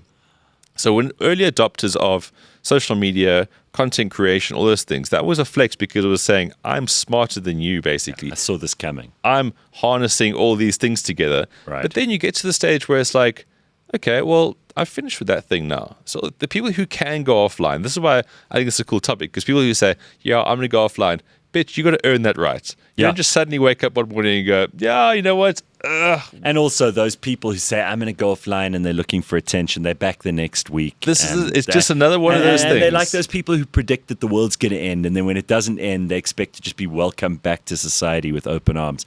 There needs to be a punishment. If you say you're going to leave and then you come back, the platform that you come back on should just ban you. There should be an automatic thing. By the way, I saw Elon did this cool thing with X recently. He made X reveal, created some new condition that it reveals where you are in the world. and the origin of your account. In other words, where it's domiciled or where it's what the jurisdiction of your tweets I would have is. thought it already did. No, it didn't. And people could also bullshit. Like I could say I was in Haiti, Port-au-Prince, right? And then I'd be tweeting about the US election, or I'd be interfering in Russia or whatever. So now they can tell where these... Turns out a lot of the people who've been causing huge amounts of shit in America politically and driving up division on both sides of the spectrum are based in Australia, Russia, Ukraine, Hungary, Poland, wherever else, but not in America. So in other words, these are people outside who are agitating the people inside. And it's just interesting to know this because you can ignore those voices. I mean, I don't go on X very often anymore, so I don't know what people are saying or what the trending subjects are. I just post stuff and then leave. I don't look at the comments or anything else. And I've got to tell you, it's like a much better way to live. Now, I can see turning that up a level to what Ben was saying and really cranking the dial all the way to 10 and saying, I just don't want to be on here at all. That appeals to me in a massive way. And I do think it is it's the new flex. The thing is, people don't know how cool it is because they never get to do it. When you get to actually go away and leave your phone and do not do stuff, it's good. It is really cool. But the thing is, no one's in that privileged position to do so. And this is something that people aren't quite admitting by this whole trend of, I want to go and just read a book for 4 days. It's like, okay, well, who's fucking paying you? It also used to be that being busy and being important meant you had to be contactable all the time, right? The more important you were, the more on your phone you needed to be. And the more available, in case that, sir, we need the nuclear code so we can look. The numbers are 5499567. And you were important. Now, the most important person in the room is the one who doesn't have to answer a call, pick up his phone, or even have anyone know where he is. But it's weird how, because other people will deal with that. It's all a I'm value having proposition, fun. right? When these things started, if you had an iPad, if you had all these pieces of tech, it was a massive value thing. It's like, that's important. But if you now, because we've evolved with the technology, if you have the ability to delegate that or pay someone to do that kind of shit, your value is now being shown. So it's just funny, like within our recent lifetime, value propositions have changed so much. The guy with the latest phone and all the gadgets has gone from being cool to like a bit of a dork. I noticed one small thing while I was away last weekend, because the rooms these kind of stand-alone rooms that we all had didn't have Wi-Fi in them, and there was no signal because of the mountains. And I slept better. I just slept better. I didn't have to sit there mindlessly scrolling. Not that that's what I'm always doing, but screens are such a part of our life. It's usually the last thing we see before we go to sleep, first thing we see when we wake up. Yeah. And it's not good for you. We already know, we've discussed those terrible glasses that you're meant to wear for the blue light that keeps you awake. I don't like it. You don't sleep as well. You don't wake up feeling refreshed. You can do without this shit. We are so wide by all these things. Am I going to get a call from the Pope tomorrow? Oh, we need your say on this, Gareth. You're part of the G20. You need to be in on this. Who's calling me for the most important decisions in the world? If it's that important, figure it out. Do without me. I just want to go to some comments here on this. If you can earn an income from being online, stay online. If you have true followers who interact with you, stay online. Anything less than that, you're free to go offline for good. That's also a good point. That's also a good point. Totally different, but I do write Christmas cards every year, says Dear Linda, to my friends and family, and they know they're getting books as Christmas gifts every year and a note written with That's a good friend and a date.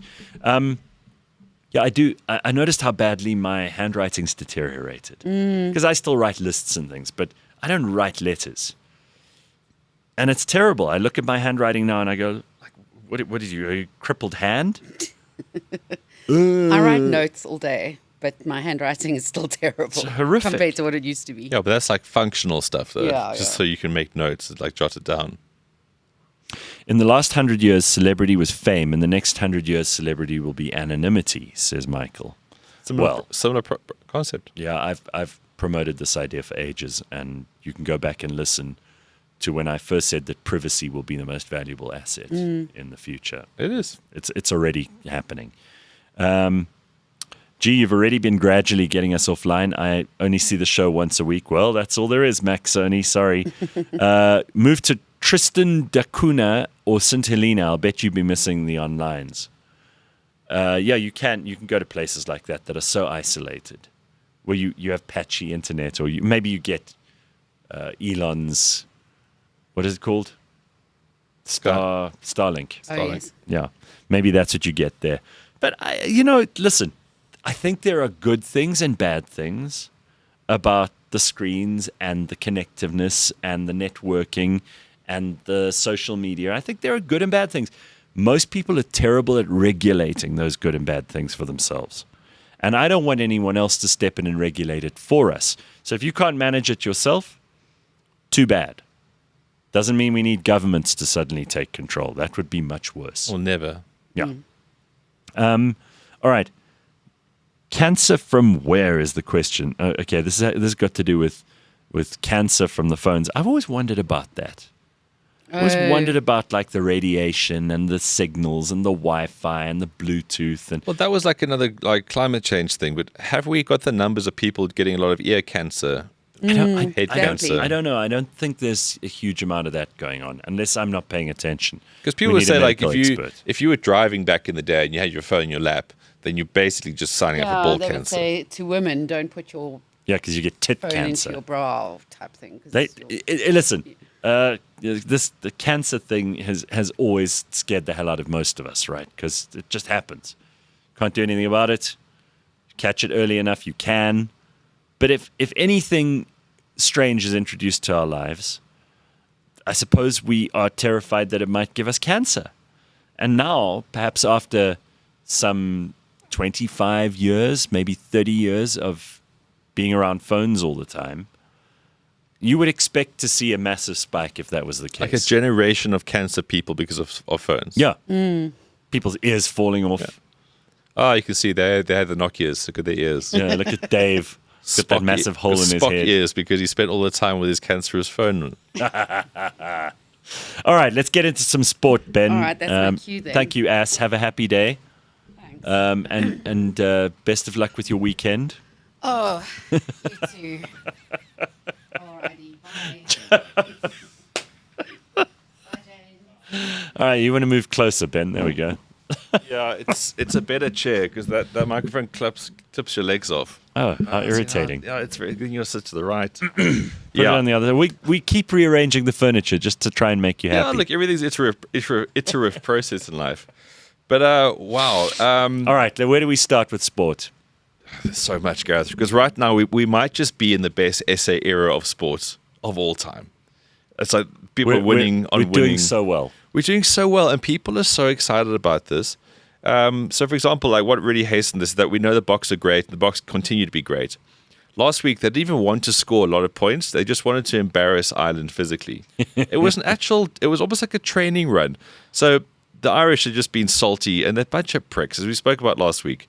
Irish people are always fun, and I told you, they're almost like my favorites in a golfing setting. Yeah, sure. But the rugby ones seem to just be pricks, and I've no idea why. But they've come across like that for ages. Now they're having the biggest moan because the ref gave them cards and blah, blah, blah. Anyway, that was last week's story. What you need to know is that we are so dominant physically, and we've worked out rugby so much that we can humble a team into them basically losing their identity. And this is going to happen now. It was the biggest wake-up call for Irish rugby, like where they're not in the world right now. So the Boks are playing again this weekend. It's outside of a test window, though.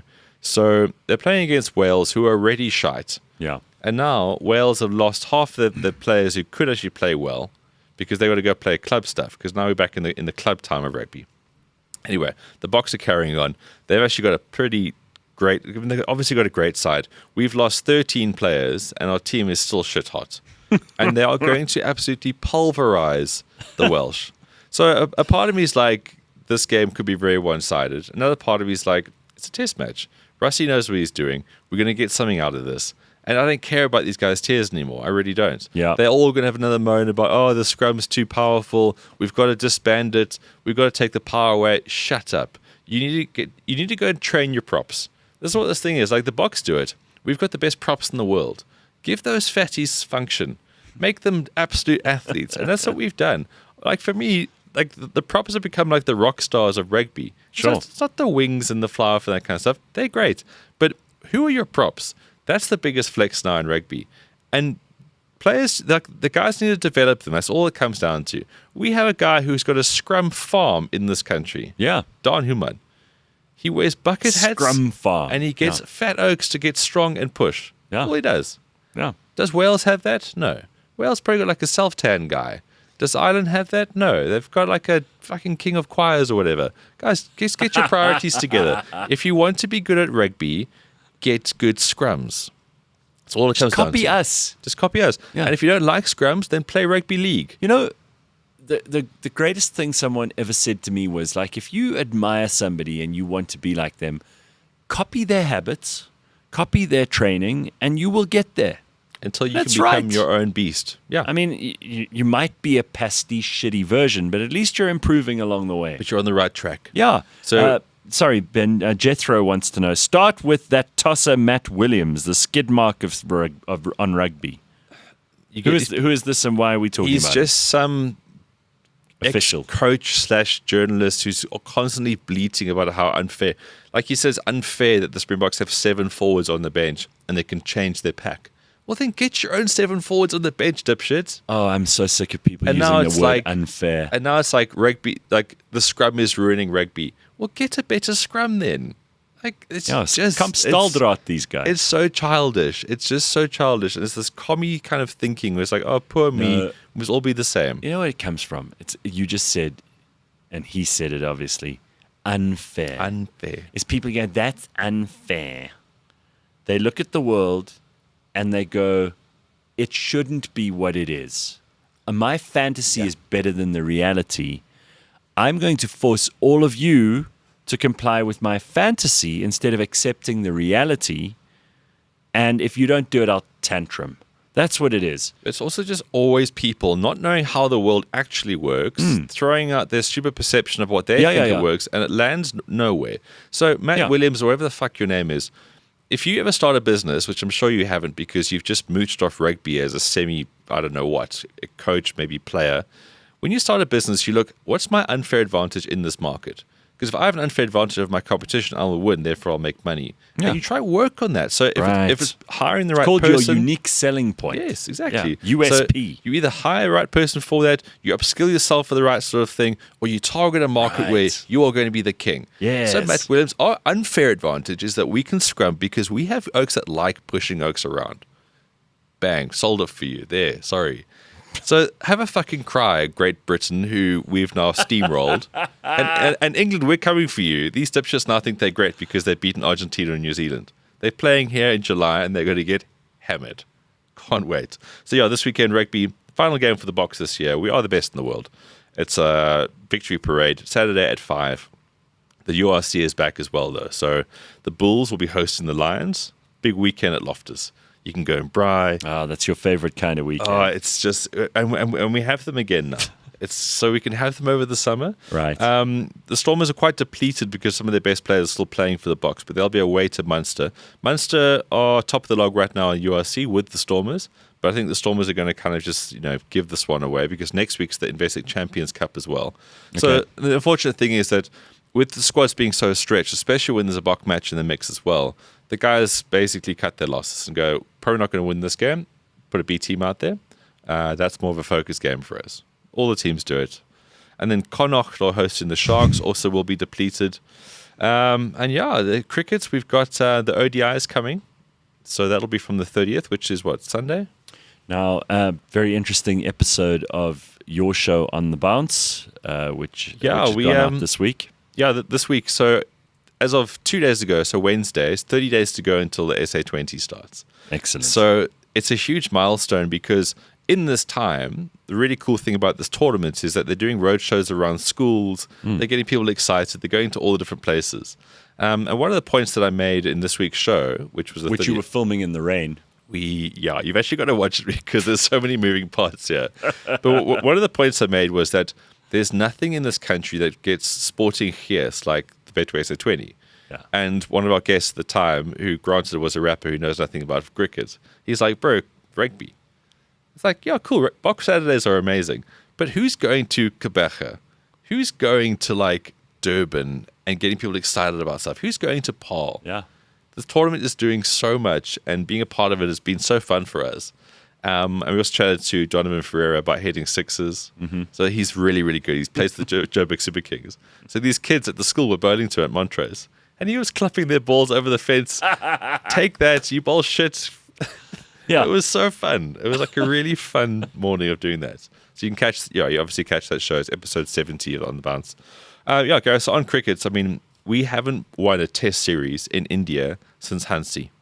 Wow, that's pathetic. 25 years. But that's a very, very big downtime for us. It's a very long time not to be on top there. Oh, well done And that we're out. we absolutely wiped the floor with India. So our coach, Shukri Conrad, said that he wanted India to grovel. So because we declared really late in the game, and we ended up winning by 408 runs. Yeah. That's a hammering. So Substantial. naturally, because everyone is so hypersensitive nowadays, there's now racial drama around Shukri Conrad telling them that he wants Indians to grovel, Oh. which is clutching at best. Well, again, It's when, reaching. when you're a Reaching. loser and you've run out of excuses for being a loser, and it's unfair, then what you do is Making such a good point. It comes back to that every time. you claim victim status and you being unkind to me. Unfair and unkind. These are obviously concepts that matter when you're trying to train a child into the fact that the world might not always work out the way they want it to be. So you tell them, well, that's unfair. But you don't say to them that unfairness needs to be repaired, because it can't be. No. The fact is, some people are born with tremendous athletic skill, which I would love to have, but I don't have it. And that's unfair. But you know what It's I a can bit do about unfair it? Yeah. Zero. But it's a comment to tie something together. It's not a reality. So Gareth, it's a bit unfair that you can't run as fast as Usain Bolt. It's a bit unfair. It's unfair to India that we've beaten them so comprehensively. Yes, it's And if the guy said grovel and that made a couple of people sensitive because their parents didn't teach them when they were little that the world is not there for them, too bad. Wah. So Yeah, what goes with unfair? Wah. exactly. And then it's what you do about the unfairness afterwards, which is all that matters. Yeah. You don't think constantly keep going about unfairness. Go. It's like India, get better batsmen. Yeah. Wales, Ireland, get better props. Guys, Just improve. just improve. Just be Improve better. or go away. But you're not allowed to take up our time with all this wah. I tell you what's also unfair is football. It's so unfair. Oh, James's no. team, so shit. James, do you feel So- football's unfair? Oh, James is this whole thing that Arsenal's going to bottle it after December. James's team is so shit that even in like that they've what was it James? They've lost 9 of the last 12. Okay, so that's unfair. Wow, again, as you say. Yeah. But now what's also unfair is that Arsenal and Chelsea are clearly just so much better than everyone else right now. Arsenal hammered Bayern Munich this week. James told me that we're going to lose. Okay. James was telling me like, oh, Harry Kane's going to score goals. It doesn't like Arsenal. Then he started just naming Portuguese guys that made no sense. And what did Arsenal do? 4-1. They won. Hammered. That's fantastic. Chelsea hammered Barcelona 3-0. So these guys can say unfair. But all that matters is that these two teams, the two best teams in England right now, they're playing on Sunday. So I know there's also other games James will be losing to. Was it West Ham this week? James will be listening to. So there's other games, but Sunday at 6:30. That's the one everyone cares about. Arsenal, top of the table, 6 points clear. They're taking on Chelsea. The trajectory of these two teams has been fantastic. They're now at the top, and this game's happening. There's also CAF Champions League today. Sundowns are going to Algeria to play MC Elgar. Look, James has quit. He's just all James just walked off the show. all Liverpool fans. He doesn't mind. You could talk about anything. You can make fun of his car. You could talk about his relationships. But the minute you mention his football team and you're not at least a little bit, what would you say, respectful, he has a tantrum and storms away. Well, Arsenal fans started the year so smug. They spent all this money. They basically got all these players and they are now dog shit. But so much so that they just got no structure. The coach is just clutching at straws. But yeah, that's just a nice dynamic. Another great dynamic this weekend, Gareth, is the Formula One. So huge drama last week. in Las Vegas, the McLarens were disqualified because their skid marks were. No, I'm sure there was something else. It wasn't. They the skid smashed marks. into the sphere by mistake. It was so technical and so comical that I didn't bother reading up about what it was. All I know is that they got disqualified. So Verstappen got maximum points. Yeah. Max points Verstappen. And those oaks didn't. So now it makes it so interesting. We've got 2 races to go, okay? So Lando Norris is still 24 points ahead. He's still very much in the pole position to win this championship. It all looks very good. But the mathematics around it, the Bafana maths, and the potential drama that could ensue right now is incredible. So in Qatar, they have a sprint race and they have the main race. So if Max wins the sprint race, that'll give him 8 points. Now, let's just say Lando falls out of that. Suddenly, 24 points becomes 16. And now 16 points isn't that much of a gap. Oscar Piastri is also on the same points as Max. So we've got a little interesting triangle happening here. But if McLaren somehow doesn't get it right this weekend, and Max, who's pretty good in Qatar, and his focus is all hell right now, if he can just get it to Abu Dhabi, it's like in match play, if you're getting drilled, you just want to try to get to the last hole. Right. If Max can somehow get to Abu Dhabi with, I don't know, a 10-point gap, 10-point deficit, on pure muscle memory, fierce will, determination, and a hatred for losing, it could be one of the greatest comebacks in Formula One ever that we get to see right now. It really is. This isn't me being hyperbolic. This could be one of the greatest stories in F1 because McLaren every week have 2 cars that are competing, okay? So that makes you shit strong, like impossible to beat. Max is racing his Red Bull, and then Yuki Tsunoda's playing Mario Kart towards the back. And somehow Max Verstappen is competing with the best team and both of them. It's not a fair fight. It's unfair, Gareth, to put the theme of this. It's unfair that Max has to do what he... But what's Max doing? Fuck unfair. He wants to win. Yeah. He is an absolute champion. So to bring all this together, the biggest champions in sport right now are the ones that don't use the word unfair. They just keep fucking Well, trying. actually, I've got bad news for people who disagree with what you've just said. That is true for life as well. And also life. Because Is that sport is life. the more someone says that's unfair, the likelier they are to just be a loser. I'd say what's also unfair about the Pro Tours, to touch on them to finish off, it was unfair how we never got to play. It was unfair how we never got to play as many test matches as the other nations. Yeah. It was unfair how the IC3 basically blackballed us to become a tier 2 nation. It was unfair that we didn't have access to certain players because our players had to go chase money elsewhere. But what did they do? They rolled up their sleeves. Thibaut Bavuma has become, out of nowhere, like test god.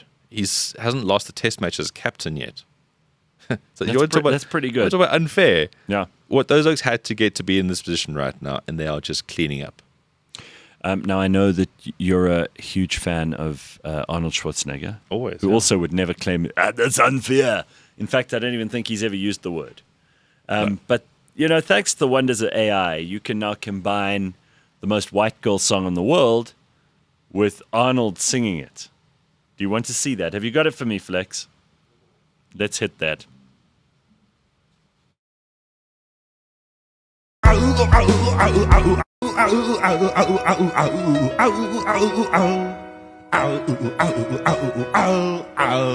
Making the way downtown, walking fast, faces past and I'm homebound. Staring blankly ahead, just making the way through the crowd.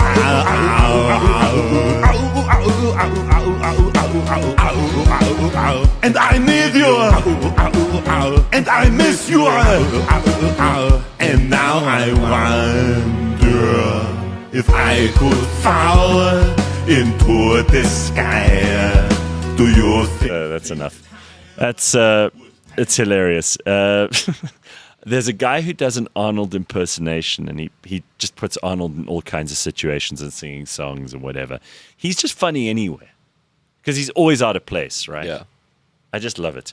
So I saw that yesterday. I also saw this on the TV. Again, don't watch a lot of TV, but it was on.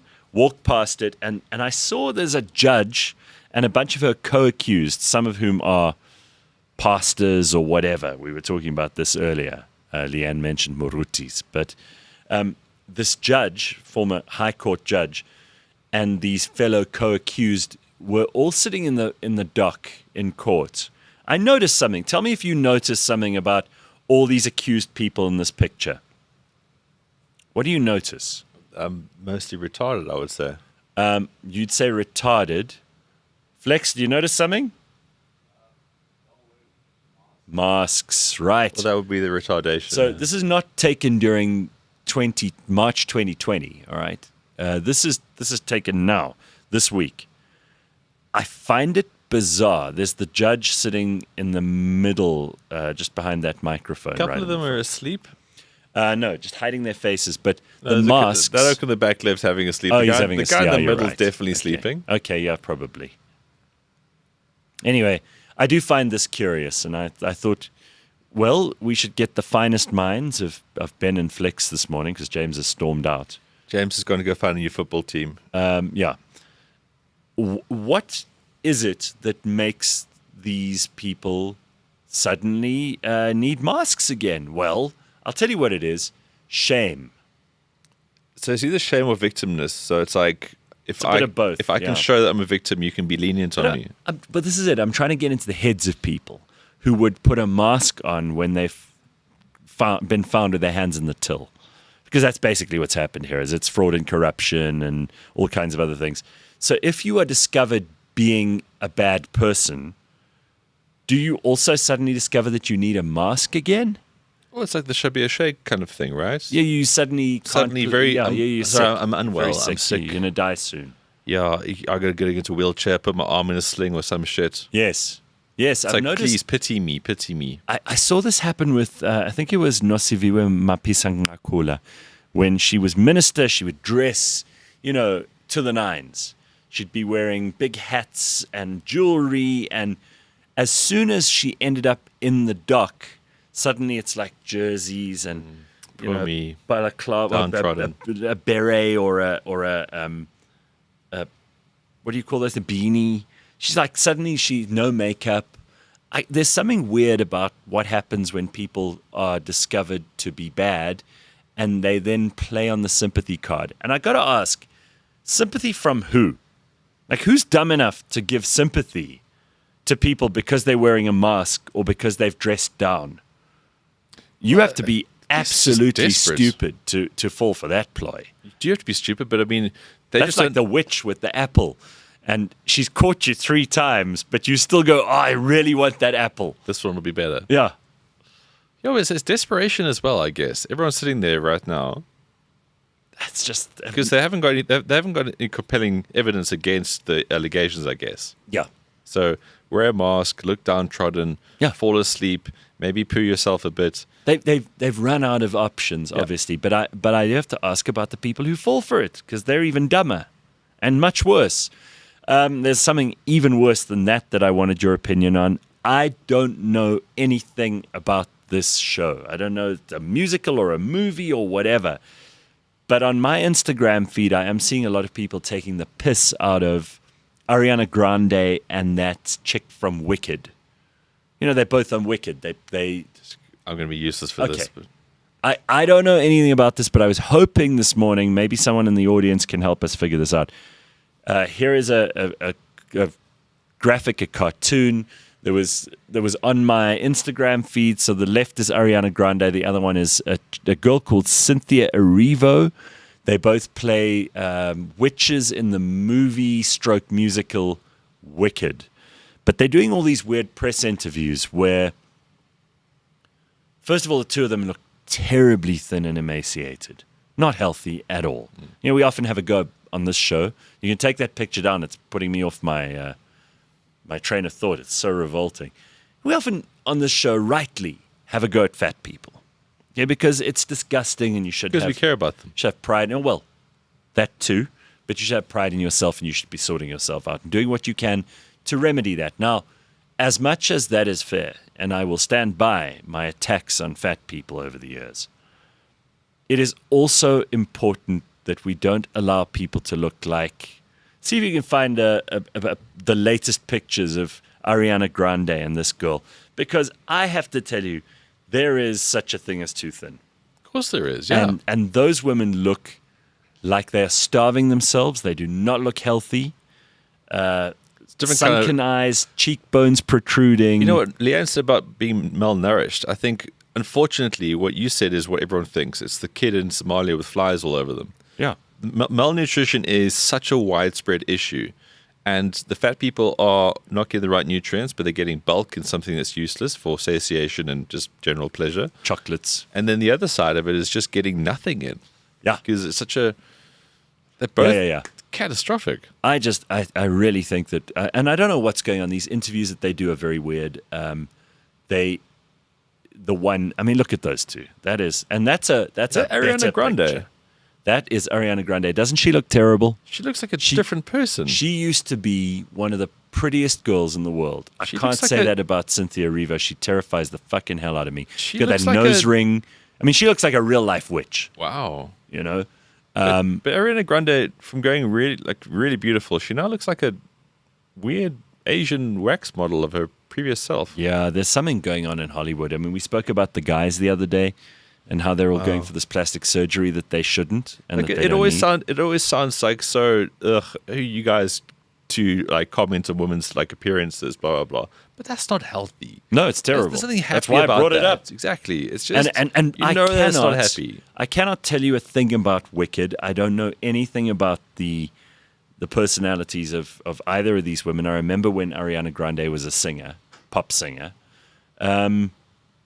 But it seems to be a major thing at the moment. There are lots of people who watch or are massive fans of this show. James, where Or have you this- gone? this Have you just gone movie? for a Yeah, where did massive you go? poo? Oh, Oh. cappuccino for you and Flex. I'm okay, thanks. Yeah. James. How about us? Well, what else are you going to do for the next half hour? Go, yeah. That'll be nice. You don't have anything to do. Go make us cappuccinos. Yes. James, guys, get a black coffee, please. Nice and strong. That's This the is one. great. We're all ordering our. You know, this year almost came to an end. It's the first time I've been offered coffee as a guest. I know I work here and stuff. I know. Yeah. Oh, is that where you went? I think James is very active bowels as well. Well, this is what we've always. I mean, his suspected. football team is shit. I mean, he might as Flex. well have his shit. Flex, how often do I go into the office and I say, "Where's James?" He always. Where is he always? Just pinching one off. Shitting him. Well, I'm more interested in talking about those two thin chicks than I'm talking about James's toilet habits. But it means that James is living a healthy life. If his bowels are doing the right thing, those chicks aren't pooing as much as James. No. In fact, I don't think they have pooed for months. I think when they try to poo, it just goes. There's nothing there. Dust. Just a little bit, a sprinkling of dust. The ghost of diets past. I don't know. Listen, I think what you say about one side has to apply to the other, and too thin and too fat are not good places to be. Yeah. Really. Just, for your own sake, forget about trying to please me. Who gives a shit what I think? If you wake up in the morning and you can't get out of bed because you're too enormous and you feel slovenly and lethargic the whole day, or you can't bring yourself to eat 7 leaves of lettuce so that you don't have to look like those two girls, you got to sort that out, man. Well, maybe it's just, maybe they're method actors. And currently where they are in their life, they have to be emaciated. And that's on their contract. Shouldn't they just offer them food on the set of that stupid show? But maybe they're not allowed to. Maybe the contract is because you sell your soul in Hollywood. Okay? Yeah, maybe. You're dedicated to your slavery. craft. It's slavery. But that's just it.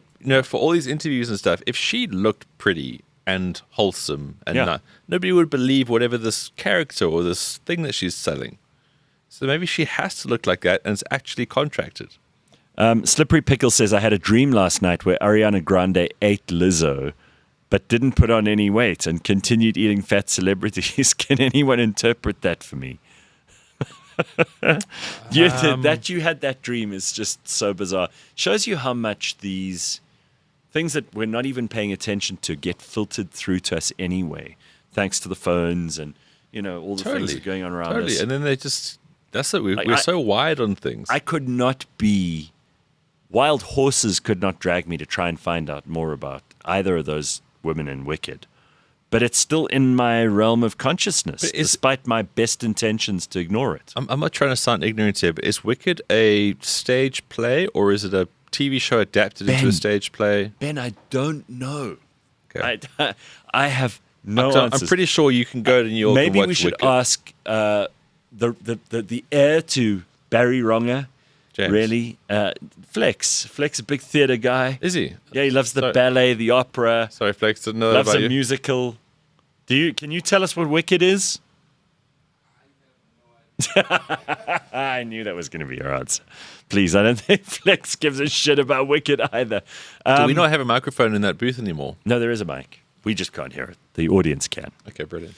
I treat people with masks as NPCs, says Slippery Pickle. The speech trees have a dead end. Yeah, it's such a strange thing to me that people would try to hide themselves. And I think that one of the most terrible things about that whole pandemic is it gave people an opportunity to hide and to use the mask as an excuse to hide themselves. Yeah. And I think there were a lot of twisted, sick people who thought, oh, good, the mask. Thank goodness. Now I can disguise myself a little more. True. Look, some women might not have the best day, makeup day-wise. They might get some blemishes and spots, which they're conscious of. That's all right. Then. And they wouldn't mind the odd mask here and there. I think it's ludicrous now. Completely ludicrous. Ben, a comment here about Liverpool going through a season of champions curse. They will climb up the table again. That's what somebody says in support of James. Yeah, it's easy to climb the table when you're 16th, because then you can climb to 10th. A table for a championship team is the top 4 rungs. That's the ladder. That's where you want to be. 2 or 3 people saying that you made a slip there. You actually said Arsenal, but you meant to say Liverpool.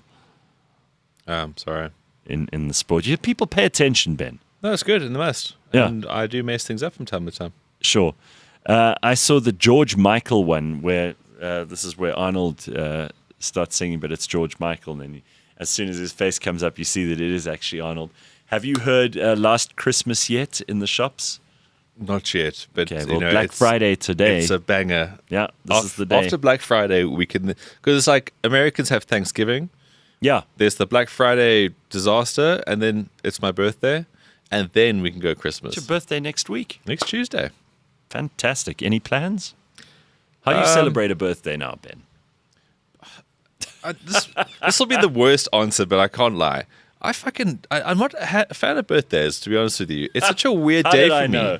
It's such a weird day for me because I don't know why. I just don't enjoy it.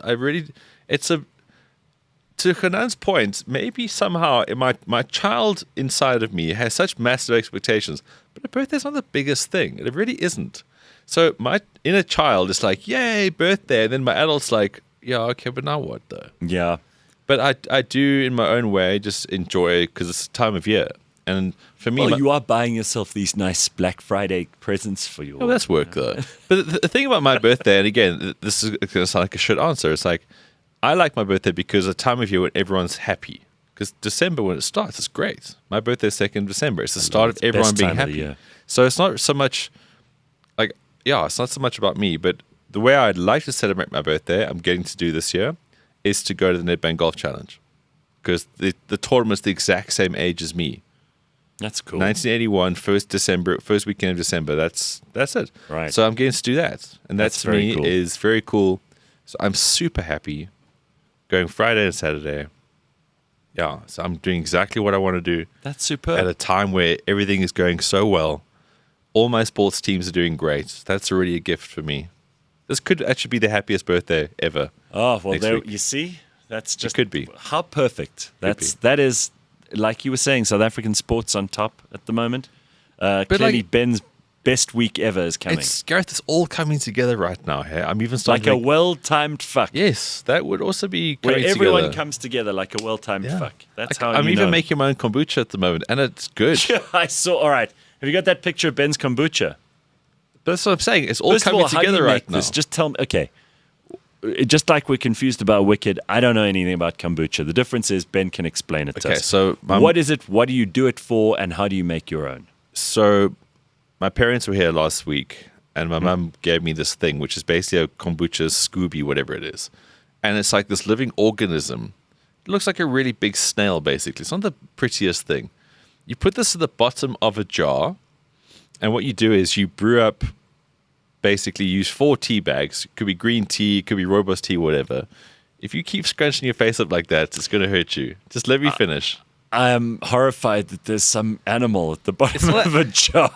Look, I don't. It's a living. Making this stuff. It's a living organism, which that is your active base. Okay, I know there's words that I'm missing here, but this is the active base for kombucha, for the fermentation process. Is it like to a happen. yeast? Yeah, basically. Okay, but it's not a snail. No, it's not a snail. It just looks. I pictured this thing that you're keeping captive that is secreting. It just looks a bit like that. Juices, and you milk it every morning for your kombucha. So this thing is a living thing. It's at the bottom of your jar. Okay, so then you brew up, use four tea bags. Right. And you're going to make about 300-400 mils as your concentrate. So you then pour that in. A little bit of apple cider vinegar. You put sugar for the fermentation in, and then put some raw honey in. Okay. I mean, look, you can always have your own sort of recipe, but Sure, that's, you can that's add a the bit base. of cinnamon or whatever. Go nuts. Okay, so now this thing sits for about 10 days. So you put like cloth so it can breathe a bit. Yeah. Put that on top in this jar. So the creature can breathe. Breathe. And for 10 days, the magic happens. Okay, so as I said, so you put this together, and now this thing is there. It's living, and then you pour it into bottles, and grew an eye and looked at you. and then you top it up with soda water. So every day I have. It's kind of like that, yeah. Oh Jesus! But I've got a much bigger living thing. Oh my God! And the cool thing is, Gareth, the one at the bottom then creates one at the top. What? So then you got an extra one. I can bring you one next week No, if you it's want. all right. I'm fine. So now I've got double the amount of Scoobies in the mix here, and I can just keep replicating it. So it's the gift that keeps on giving.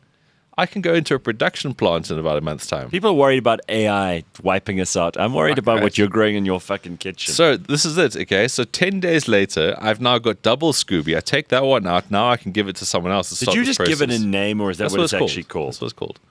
And then you put soda water with it. So every day of my life, I have a kombucha. I drink kombucha because it's good to have fermented things. And I would spend 25 to 30 Rand on that. Okay. So every day of my life, Gareth, I'm basically making money. It does sound revolting that you've got this creature in a jar, but that you keep captive, that you milk. But you know when you make your own stuff at home, it's never as good, right? It's a But bit this cuck. is. It's there's a lightness to it because there's no extra additives that you get from mass What is it, production. like a ginger beer or something? No, I mean you're fermenting tea basically with a bit of sweetness to it, and all the sugar goes out of it in the fermentation process. Okay. That's just what it is. It's a fermented drink. I've seen people drink it. I've seen it available in the shops. Like I genuinely like drinking it. I really do. Okay. And what are the advantages of this stuff? It's just essentially predominantly comes back to good gut health. Pooing. If you have good gut health. James, you should get some kombucha. Apparently, it's good for your pooing. Guys, good gut health is the start of many, many things. That's how you can become a better, prosperous agree. person. Sorry. Like sourdough, but you can drink it, says Stahlberg. Is that what it is? We're in that same sort of thing. So if you really appreciate like a good sourdough bread or whatever, this is like the, drinkable version. Carl de Santos says, Ben is my spirit animal for saying this. Who gives a fuck about birthdays after the age of 16? It's just another day. Don't be so juvenile. Yeah. All right. I've got a creature in a jar and it's making me money. It's not a Scooby, it's a Scoby, apparently. That's what people are saying. Yeah. Fuck, there's always someone here. There's always someone. Scooby. Fuck, the living thing that makes kombucha. All right, very good. Thanks, Ben. Enjoy growing your weird shit in your kitchen. Guys, I will bring you some next week. No, it's okay. Fuck you then. Just being nice. I'm not drinking some witch's brew. It's not witch's you've brew. made with a living creature in you. It's some healthy. Parasite that you. It's not a fuck. You got from 3i Atlas. How that have you you've made it been- to adulthood being such a Look at fucking that. stick? That thing is alive. Next thing you know, it's going to talk. Is it slimy? I wouldn't eat the mechanism. Well, of course it's alive. It's guys. That's what it is. It's alive. I have those. James, would you like some kombucha? Yeah. See, that's the spirit. He'll try This it. is a guy. Okay. Where's who- that coffee you promised us? Jesus, you're a really cuck producer, hey? So this week I brought mince pies into the office. Granted, it's a niche thing. Yeah, that's James, nice of you. James said, I'd rather jump out of the window to test how much it would hurt my legs than eat one of those. That is a horrifically impolite response. But he looked at me with a little bit of malice as well. Like, how dare you? How dare you? Why is it? Do you have a particular aversion to mince pies, But James? a lot of people do. It's just fair. I once bought my pani worms here, okay? Good Yes. source of local protein. James looked at me like I was basically in blackface. Okay, well, He looked at me like I was doing something really inappropriate. Ben, I hate to say it, but you got to learn from this experience too. If the witch keeps bringing you an apple, you got to eventually say, no, there's going to be poison in the fucking apple. Stop offering James anything. Don't buy him a thing. Don't buy him shit. I'm just trying to simulate. I know. You're trying to be nice to James. trying to be Clearly, nice. being nice to James has delivered only poor results for you. Gareth, his football team is Liverpool. I mean, we need to throw this guy a bone. All right. Or something. All right. Or a hug. James, this is how you treat James. James, go and make me coffee. Go. Thank you, Ben. James, just don't worry about coffee. I'll get it. Thank you, Ben. All right, we've got the amazing Tumi Morake joining us in just a moment, which is very, very exciting. Thank you, Ben. Thank you for not walking in front of me like most people do. It's a professional show, this, I'll tell you. We really keep our shit together. There we go. See, Tumi wants the kombucha. Not that I believe the horoscope, but Sagittarians rule, says Jethro. Oh, are you a Sagittarian? Saggicorn. What the fuck is that? You can't be that, a Saggicorn. You can't invent your own one. I'm a unicorn. Unicorn. What month is unicorns? Hello, you sexy thing. Hey, gorgeous. How are you? Fuck, it's nice to see you. Yesterday. Fills my... Amazing. Oh, really? You reckon? Yes, I love your skin. I was in the sun quite a lot last weekend. We need that. That's some vitamin D. yeah. People say, oh, you must protect against the skin cancer and put on lots of factor 5,000 fucking sunblock. But actually, you need a bit of it, you know? Yes, yes. I feel better when I've been in the sun. How are you? I'm fantastic, like tastic. How are you? Excellent. Yes. Excellent. You see, they passed just seeing your hair, they passed a black hair bill in Pennsylvania. Oh. What's a black hip? They did a thing because, already racial discrimination is already a law on the books in America. You shouldn't be able to discriminate on the basis of race. But there's some chick who's been this has been her thing for 15 years, and she's finally got it signed that braids, afros, weaves, all those things are now. You can't tell someone, for example, that they need to have their hair a certain way, which I thought was always the rule. I thought so. I think have we not been there? They have fuck all to do in Pennsylvania, is what I think. Clearly. Yeah, but I like this. This is nice. Thanks, friend. It's a week. Yeah, it's very nice though. But fun fact, there are some, what do they call them, braiding thingies? What do you call them? Hair pieces. Yes. That have to be taken off because apparently they cause cancer. I don't know what these guys, what material, what We were just chemical talking has just been now used about in everything there. causes fucking cancer, Everything right? causes cancer. Just it- live. In fact, that's exciting to You go. want that weave? Just fucking It's you extreme go for sport. it. Like, will this give me cancer? And you know what? The extreme sport of living ultimately results in dying. So Yeah. enjoy the ride. But even stress causes cancer, guys. Everything does. Everything Alles. does. The sun that we were just talking about now, I'm going to get cancer. If you Does go the into microwave sun. still cause cancer? Apparently. Still. I nuke my food with that microwave all the time. You know what I buy? I bought it this week. I buy those veggies. Yeah. And then you just cut the end off the bag and you Yeah. put them in there and it steams itself and then you put some butter on top and you're sorted. I feel That like- is my culinary.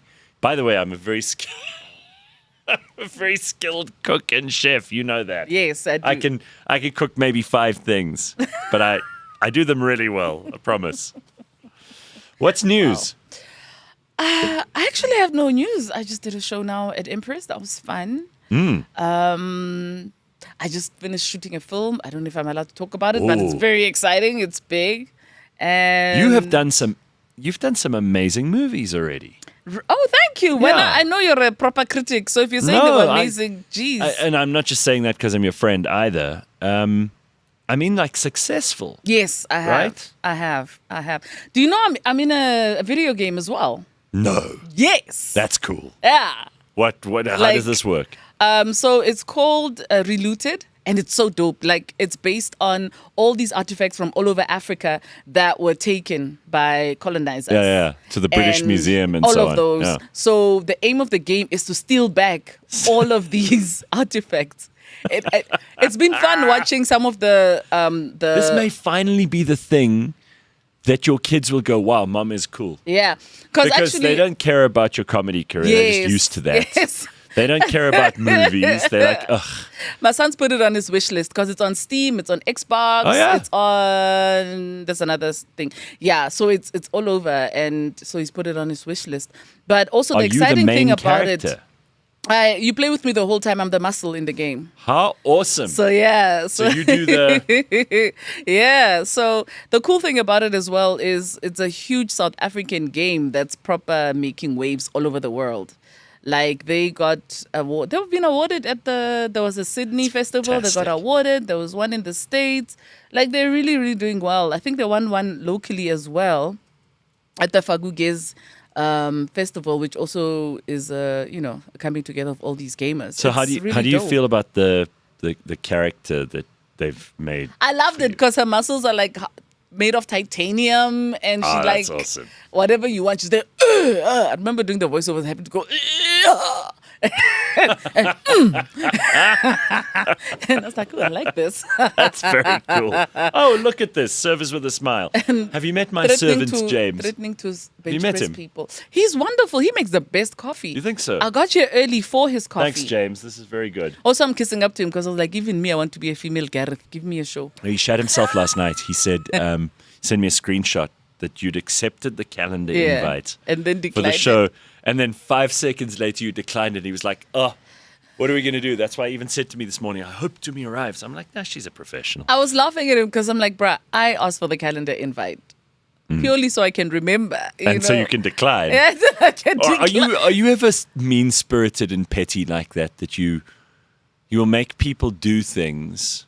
I mean, for example, I was at a corporate event a couple of weeks ago, and they were telling me about the riders that these artists have. you know. Yes. Like now we're talking about musicians and singers, Yeah. right? So these are people, sometimes they're quite big names that you've heard of, sometimes you've never heard of them before, Yeah. but they're famous. Like I'm not in touch with pop culture like I used Right. to be. But the things and the entourages they arrive with, It's right? the entourages for me. Because I do these corporate gigs and I watch them arrive with like 10 people. I'm like, which one do you need? Because I think the biggest entourage I've ever rolled with is my manager, my makeup artist, and my stylist. And even then, I was like, this is an unnecessary flex. Well, excuse me, Beyonce Morake. No, but this was a big, gig. Fuck's sake. You had This three. was a big You're like gig. Michelle Obama when she was talking but- last week about, well, it's very hard to be like me because I've got my glam crew. But she's got 7 people rolling with her the whole time, and she's like, it's very hard. How do you think all ordinary women cope, Michelle? No, but you have to understand, for me, for my experiences, I already felt bad that I had 3 other people there. You understand? You should. That is outrageous. You think you are. But the more Princess fucking the more Diana. people you see me with, the less prepared you must know I am. So for me, next time somebody sees me doing that, don't be going, ooh, fancy. Just go, once again, she's not prepared. Because now I need these people to come and sort me out. I get a sneaky suspicion that you.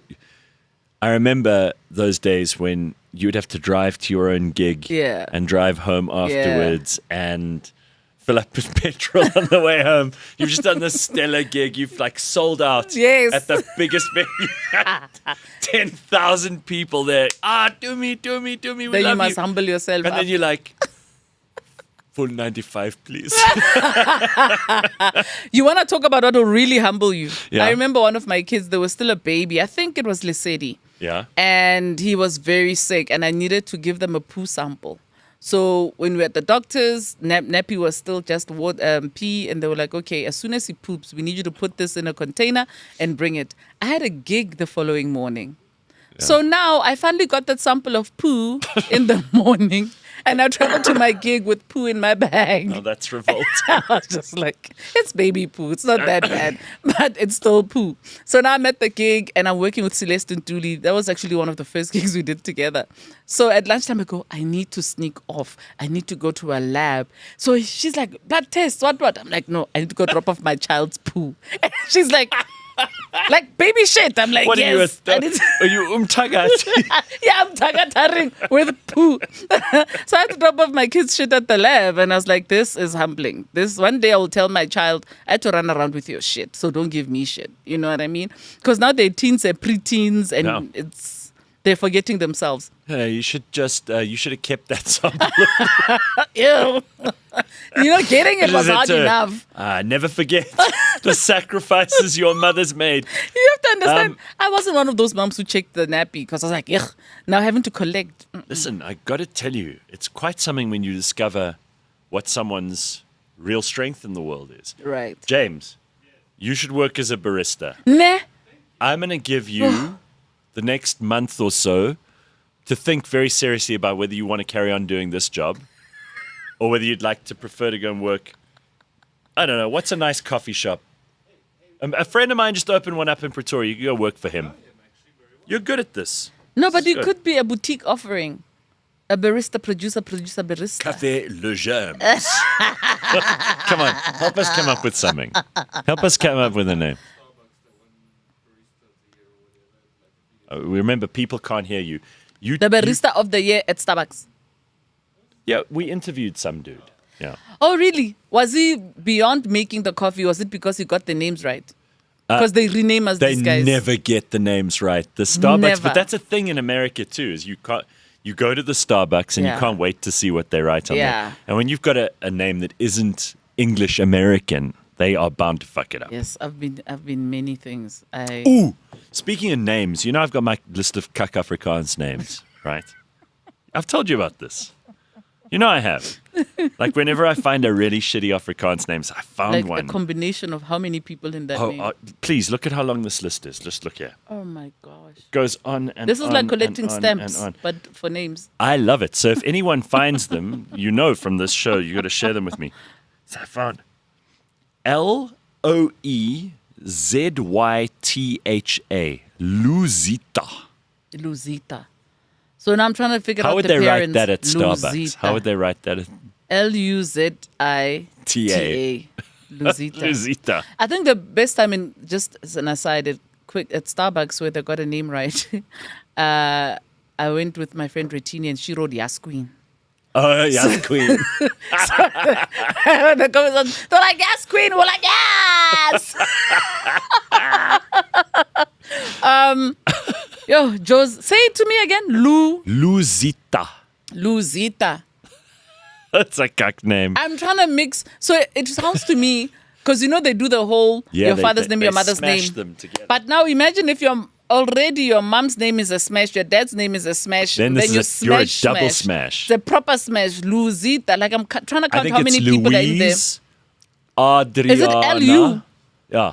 L-O-U. No, but if it's L-O-U. L-O-U-Z-Y-T-A. So Lizzie is there somewhere. Or Zakaria.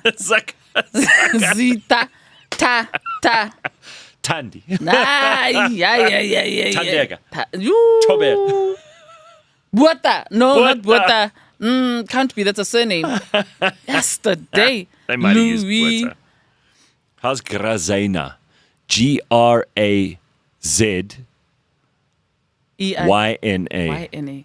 Grazena. That's also a terrible name. There's a Zainab in there.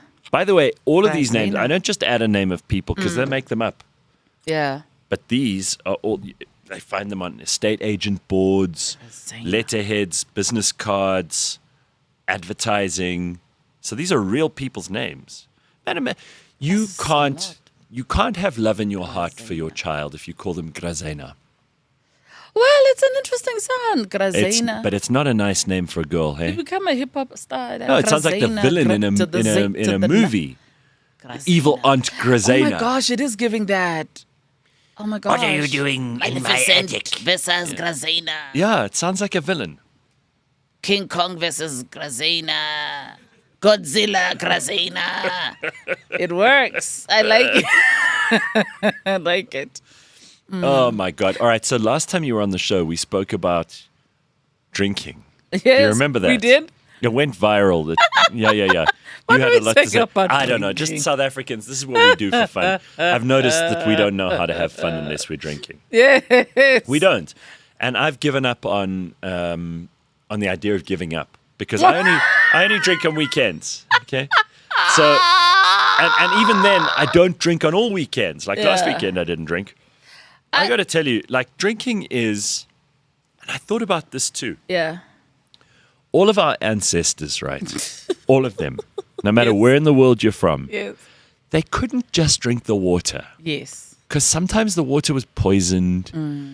If it was in a well in a town, you didn't know what the. You didn't have time to boil it dead first. goat at the bottom of the. Yeah. You can't trust that. The only thing you can always trust is beer or wine or This is so true. kombucha, puza of some kind. This is true. And our ancestors, whether you come from here, there, or anywhere, they were mostly drunk. This is true. So you've developed through evolution a certain need, you could call it a need, Yeah. to have a certain amount of alcohol Yeah. a certain amount of the time. Yeah, but it makes sense also. We live in a world where there's water shortages. So country duty truly is to drink alcohol. You know what I mean? There's also a high rate of diabetes, so you can't be drinking juice. You According must be to the drinking UN, alcohol. we're a water scarce country. Exactly. So we must play our part. So do the right thing. I'm going to give you a dirty look if you come to my house and I offer you a beer and you're like, I don't drink. What do you mean? You know what I mean? Aren't you worried about the kids? They're not drinking and they're not mating. Yes, and They don't know how judgmental. to socialize, right? Yeah. There was this guy who's written a book now telling men to be better, which I think is always a good message. But he's saying basically, and you're a mom, so I want to hear what you think of this. The young people aren't learning to do that social dance. They're not learning to take the risk to Yes. walk up to a girl if you're a guy Yes. and say, hey, can I get you a drink? Which is, let's face it, most guys are not very creative about their opening line. Yes. If they like the look of a girl, they're like, can I buy you a drink? It's pretty much the safest thing they can say, right? Now, if they're not drinking, because a lot of these Gen Zs, they don't want to drink. Yeah. And they're very like into their health and all Yeah. the rest of it. But what are they doing to meet other people? They're meeting online. What I've noticed with my kids is they have more online friends than they do real life friends. Save for my last born, she just gathers a harem, but I wonder where that comes but from. the other the boys I've found really connect with people online, and then they think they have social anxiety, and I'm like, you don't have social anxiety, you are shy. There's a big difference. So please. But also, guys, this is a generation that I feel like it's our fault they're that way. course Because it we is. started drinking our vegetables, then they were born. Now they don't even chew. They're drinking their vegetables. They don't know how to be outside eating soil and putting freaking insects in their mouths. They don't know how to do all of these things that teach you things. So, of course, we're raising a soft generation that doesn't even know how to meet each other. Yep. You know what I mean? Now they're Agreed. probably going to do algorithms to see if they can marry you. Like, I was Well, actually they saying ask this to someone. ChatGPT everything. Exactly. Everything. And then they start having affairs Is with mom right? ChatGPT. Mom just told me I shouldn't do this. Is she right? Isn't there somebody who And I tried said to you- marry ChatGPT? And I said to you, look, ChatGPT says you're wrong, Mom. I can imagine you smacking that phone up. I don't even do that. I go, is that what ChatGPT says? Tell ChatGPT to buy you your next PlayStation 6. Tell ChatGPT to make you dinner. Tell ChatGPT to find you a place to stay. Because I am not here to debate with ChatGPT. It already started with Google, where I tell them something and then they go Google it. I say, oh, so Google it who says that. Go stay with Google it, okay? Let Google it to guide you in life. I'm not competing with that cuck. I'm sorry. No, there's a line. Teach me stuff, sure, but That's so good. no, it's enough. But I do worry that these kids don't drink because I feel like I'm that bad parent who, when my son goes, Mom, I don't know what to do, I'm like, have a shot. Just get some Dutch courage and then approach. You know what I mean? Yeah. Because my kids judge me when I'm drinking. They're always like, that's your second glass. I'm like, second glass of what? Oh, do and they- where they- do they you comment? enter? Yes. Because I was even saying to them, guys, we're going to have, when you guys turn 18, we're going to have our first beer together. And they're just like, I don't want to drink beer. oh, but they're open to weed. That's another thing. These kids are open to cannabis, and because it's got all these health benefits. So as long as you promise a health benefit. So I know I'm going to get them to drink red wine, because a glass of red wine, even if they ask ChatGPT, It's a very glass of healthy. red Yeah, wine yeah, is yeah. very good for you. For Right. women, it's 1 glass. For men, it's 2 glasses. For me, because I want to be on the safe side, I want to earn the side of caution, I go about 2 bottles. But that's just because the first one comes to kind of check on what's wrong. Then the second glass comes to kind of, solidify and confirm. Then the third one is like ChatGPT, making sure that the first 2 went to the right places. Then I get to the 4th one and it's going, shit, we just found another problem because you're overweight. So then I have to get another bottle because there's 4 more glasses to deal with whatever else needs to be dealt with in my body. And then I enjoy the third one. The third one is for enjoyment. And then, The fourth one's to forget. The fourth one's to forget and to make sure I don't wake up with a hangover. So you were in America at the time. You mentioned like the kids they'll do what ChatGPT Yeah. tells them, and they'll follow trends. Right? Yes. You remember when you were in America, there was that Tide Pod problem, where the Tide kids, Pod. Tide Pods are like, I suppose you put them in washing machines, and then they have the detergent and Oh, all that yes, shit. Tide, And then T-I-D-E, kids were yes. eating the Tide Pods, and it became like a trend, and it's very poisonous. Was that and the Tik? It was the thing. And just hundreds, if not thousands of kids all over America, obviously the very stupid ones, but they all started eating the Tide Pods. Obviously the stupid ones. Obviously, who eats fucking washing detergent? So that was happening. But I feel it's worse now, because if a trend starts now, they unquestioningly hop on board. That's true. Like the faith in the common wisdom is way too high. We need more skeptics. Do you remember how Yeah. there was always an old lady in the village who would, the minute something started, she'd go, I don't know about this thing. I must say, I find that We with need my more of those people. I find that with my firstborn, because the family's staunch Catholic on his father's side of the family. But the questions he asks, Oh, really? I'm like, yes, can we go to a cathedral? I just want to sit and have you interview these guys because I can't even answer those questions. Oh, wow. And I love it. Like he questions, he has an issue with blind faith. Yeah. So I really appreciate that, because even when I was following my calling and going into this whole Sangoma vibe, he was same thing. He analyzes everything. And he's the one child I feel like should drink as an adult, because it's too many things happening in here. It's to too busy. temper. It's way busy in there, but it's good busy. You know what I mean? Yeah, the only thing, I was actually talking to a friend of mine, and her daughter was there at the same time, and she started talking about a very similar thing. She's questioning these people who are just blindly faithful, and she doesn't buy it. And, most of the family are quite religious. Yeah. So she doesn't really get to talk about these things. And the only thing I said to her was, just don't destroy the foundations. Yes. And I say this as someone who's always just destroyed the foundations, right? Like maybe that's why I'm the right person to say it to her, because I see a lot of people questioning stuff, and I think that's good. Yeah. You should always go back to first principles. Yeah. Like, why do you believe the things you believe in? Yes. Why is that so?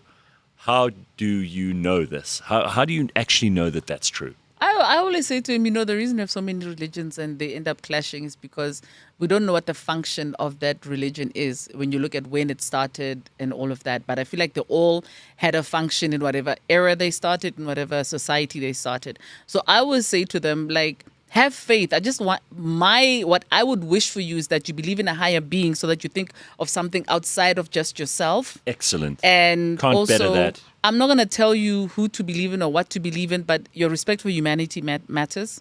Your openness to the fact that there's something different from whatever you think or believe is important. So it's not just about tolerance. I don't want you to tolerate other religions. I need you to live in Harmony. tandem and harmony with other religions, because man, I feel like every faith has something it fulfills for you that you need. And even going to church, for example, I go there because when you go to church and you're praying with other people, it's just, again, that sense of community, that sense of coming together and congregating together, do that. So I don't care where you do it, but do that, connect. Because also with their shyness, I like that when they go to Sunday school, I'm grateful they're speaking to real life human beings. There's no risk of you chatting to a bot. You're actually speaking to a real life human being. Yeah. Because there was a time I was also worried about them speaking to people online, because I'm like, there must be some freak, sick, pedophile person. Yeah. But now I'm like, actually, speak to these people. I want to hear the conversation. But Don't put it in your you're headphones. Catholic? I want to know. No. Are you not? My kids are Catholic. Their dad is Catholic. So I agreed to raise them Catholic. But I heard you are running for Archbishop of Canterbury. Is that true? Darling, it is about time. They've got a woman. So for the first time ever, Wow. the Archbishop of Canterbury is a woman. That is so And dope. I think she's a lesbian too. Oh, okay, that's It's a out lot. there. It's a lot That's to. I mean, that's Henry VIII. guys, baby steps. Henry VIII, who started the Anglican Church because he wanted to fuck another woman. Let's not forget, that the English Church is founded on the family values of a not particularly good guy. He'd be rolling in his grave. I'm all in favor. I do think we've gone past the era of like window dressing and ticking boxes, but I do think that it's an amazing thing that we live in a world now where kind of whatever you believe is fine. And I think that's better. I don't think people should be forced to believe anything. I've moderated on religion in a big way, hey? As long as you're not hurting people. Yeah, I've moderated in a big way. Yeah. I mean, I'm not by any means a religious person, but I used to be so intolerant. You mentioned tolerate just now, and I certainly didn't live in harmony. In fact, I took great pleasure in like clubbing to death anyone's mildly held notions that there was something going on in the universe they couldn't understand. Yeah. And I don't want to do that anymore. Yeah. Maybe it's just an effect of getting older. I know. The only gripe I have is when people go there to run away from taking responsibility for their own lives. That's when I have a gripe with The it. Rakhadis. The Rakhadis, the uncles, where they live there, they put more energy and presence into that than their own families. And when something goes wrong, it's not ownership, it's the devil. And then it's, I don't know, everything's outside of themselves. Yeah. No, God will fix it. There's no internal locus of responsibility. Yes. Yeah. I don't want that. I think there is that danger.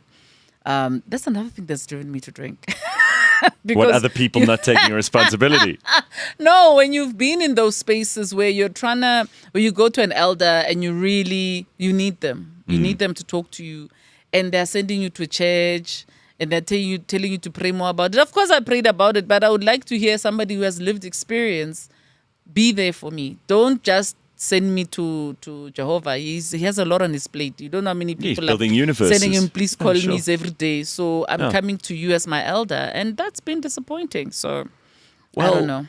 Everybody thinks that they should be a mentor and they should be dispensing advice, but very few people are actually good at it. Yeah, but I mean, sometimes you don't need to give advice. If you literally go, I've been through this was my experience, that's enough. You don't have to tell me what to do, but at least if I go, okay, this is normal, people go through this, then it helps me, I just don't, I'm allergic to hypocrisy. Yes. So you were talking, I know you are.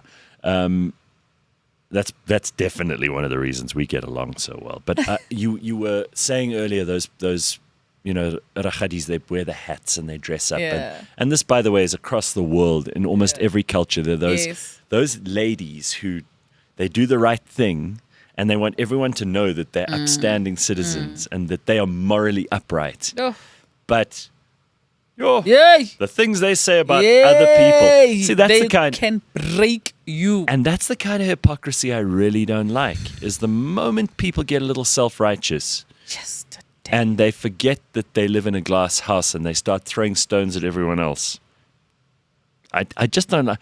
I don't like it in politics. I don't like it in society. I don't like it in families. Yeah. And let's face it. I mean, you're back from America, but Thanksgiving is a big thing there, right? Oh, yes. I missed Thanksgiving. Thanksgiving is Kids having actually, I mean, I think it's something we could consider in this country. We've got enough public holidays, so I don't think we need any more.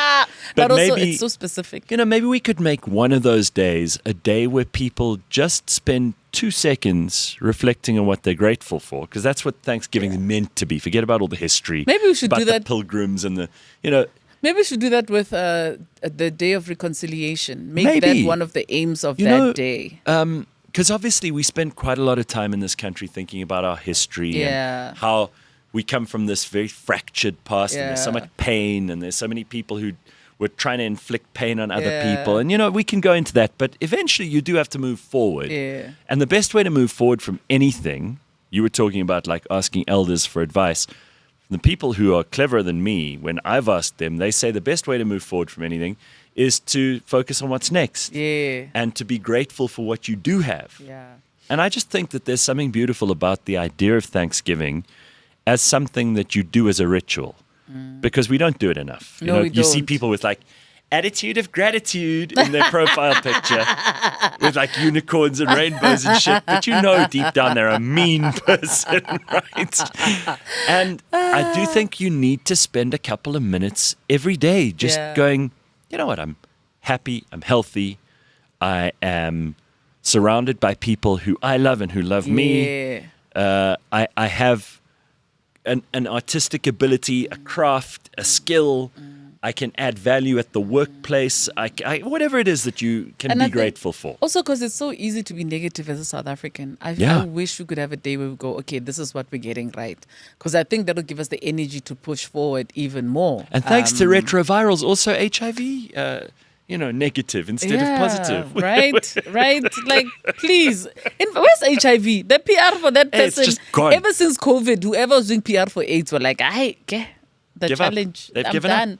I think also in this country, we were also like, shoo, it's not us leading the pack anymore. Because remember during COVID, I think it was Amsterdam. There was some other country that had a new strain of HIV. We're like, shit. You guys are HIV so much, you even had time to make a new strain. It's probably, actually, it's probably Netherlands. but also those I people. think in terms of education in this country when it comes to that is incredible. I love how knowledgeable people are. That's like super dope. That means we're very aware of our lives, and it's very rare now that I hear of somebody dying of AIDS. And not because it's being hidden, but genuinely because it's not happening at the same level it used to happen, because people are taking care of themselves. Apparently, the Israelis are working on something that is a complete cure. And I don't know whether it's been, they've released any new information since I last read about it. But wouldn't that be something? I don't know. I'm liking that it scares the Los Voroses to kind of into protecting themselves. What you mean? You're going to have people behaving badly? I'll be like, but baby, you can always take the pill. Let's just do it. No! No. Condomai. No! There's a comic who once said, what's the difference between an STD and a baby? They said you can't run an STD in a bath. Oh, my God. So my God. That will be in. This will be in Tumi's next show on why abortion is great. Those pro-choice people will be like coming after me hard. Anyway, hey, Wena, going back to drinking. Have you been following the commission? Everyone is talking about it. Ben said that the caddy on the golf course was watching this. Kat Matlala. Initially, I didn't want to watch. Okay, so give me some of the tea. Okay, first of all, I just have to share my opinion on these things. So as a country, don't watch that shit if you know you get emotional about what's happening in the country in terms of corruption. Because for me, all this commission is when you know your man is cheating. You know he's cheating. Yeah. You know maybe who he's cheating with. But now you're sitting through all the details of what he did with these people. So you're tormenting yourself. Right. Don't listen if you don't want to know the details of it. Just know they are dirty. They did some dirty shit. They need to own it. When you go in there are some things that'll... Anyway. So I am enjoying. Firstly, we have a drinking game for everyone I was not awake. I was not awake. You know how drunk we get over. I was not awake. Yeah, that's a good one. Yeah, I was there, but They've obviously been coached. They have, but by badly. legal. Yeah, but whoever coached them, it's probably watching, going, why did I? Did you even see bother? Brown Mokhotsi first and foremost? Before we get to Kat Matlala, all right. So I only saw a little bit of this. I really haven't been watching a lot of it. Not because I'll get emotional, but because It's already happened. They've taken their money. We're never going to get it back. It's like I'm not that into politics. Hey, Wasn't there a time when Cupcake was anymore. like, if we find and prove that you were involved in corruption where you took money, you must pay that money back. We're not just putting you in jail. Please, he You doesn't must mean pay it back. He doesn't mean it. But anyway, let me tell you my highlights because I've been listening on radio more than watching because I've got shit to do. Yeah. And I've got 2 standout moments that are just my favorites, honestly. Kat Matlala, right at the top, when he insisted on being called honorable. And this chick is like, bruh, well, I want to establish whether you are involved in this thing, whether you had knowledge. And so he kept just going, honorable. I'm like, friend, everything you're saying is not honorable. Just be Kat. Take it as it is. So that cracked me up.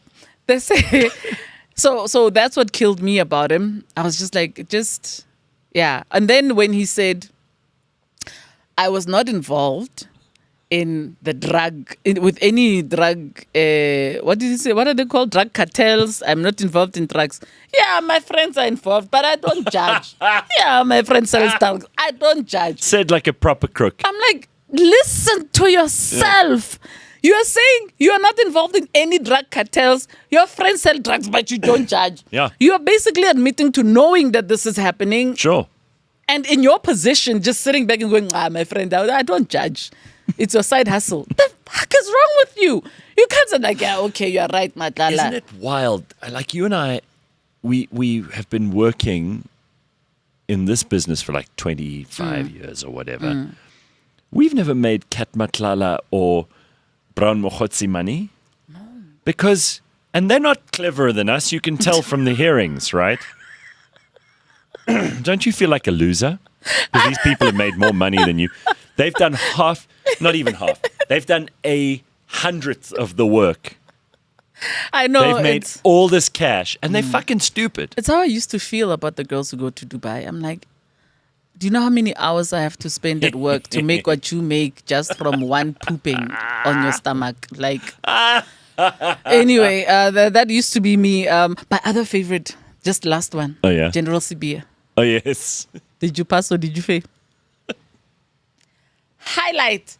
Did you pass or you... Well, it's not a pass or a fail. It's not a matter of, we don't... it's not a compare. It's not about pass or fail. General CB, did you pass or did you fail? Like I said, we don't use the terminology of a pass or a fail. And you already know he failed. But let's just say it wasn't positive.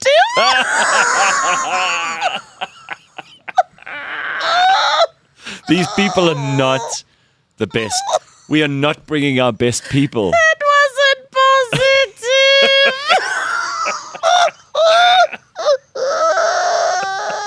Imagine your child getting home from school and you say, well, did you pass or fail? Did you get your matric? Did you? They go, well, we don't like to use pass or fail, but let's just say it wasn't positive. Let's just say I applied at Starbucks.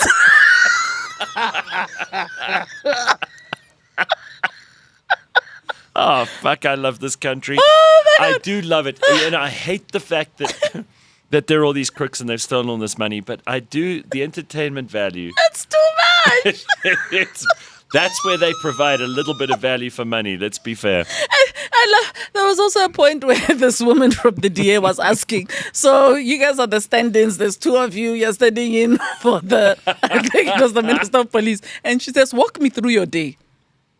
No, we have ad hoc meetings with with the other members of, because, okay, so just walk me through the day. What happens? How do you get to these meetings? We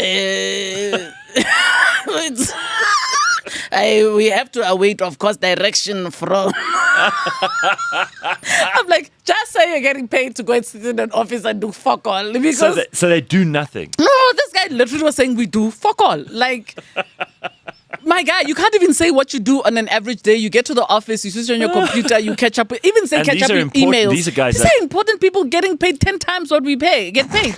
And this guy can't even tell you in a day. At least say you go to lunch at 12 or you go to lunch at 4 because you were so busy on your emails.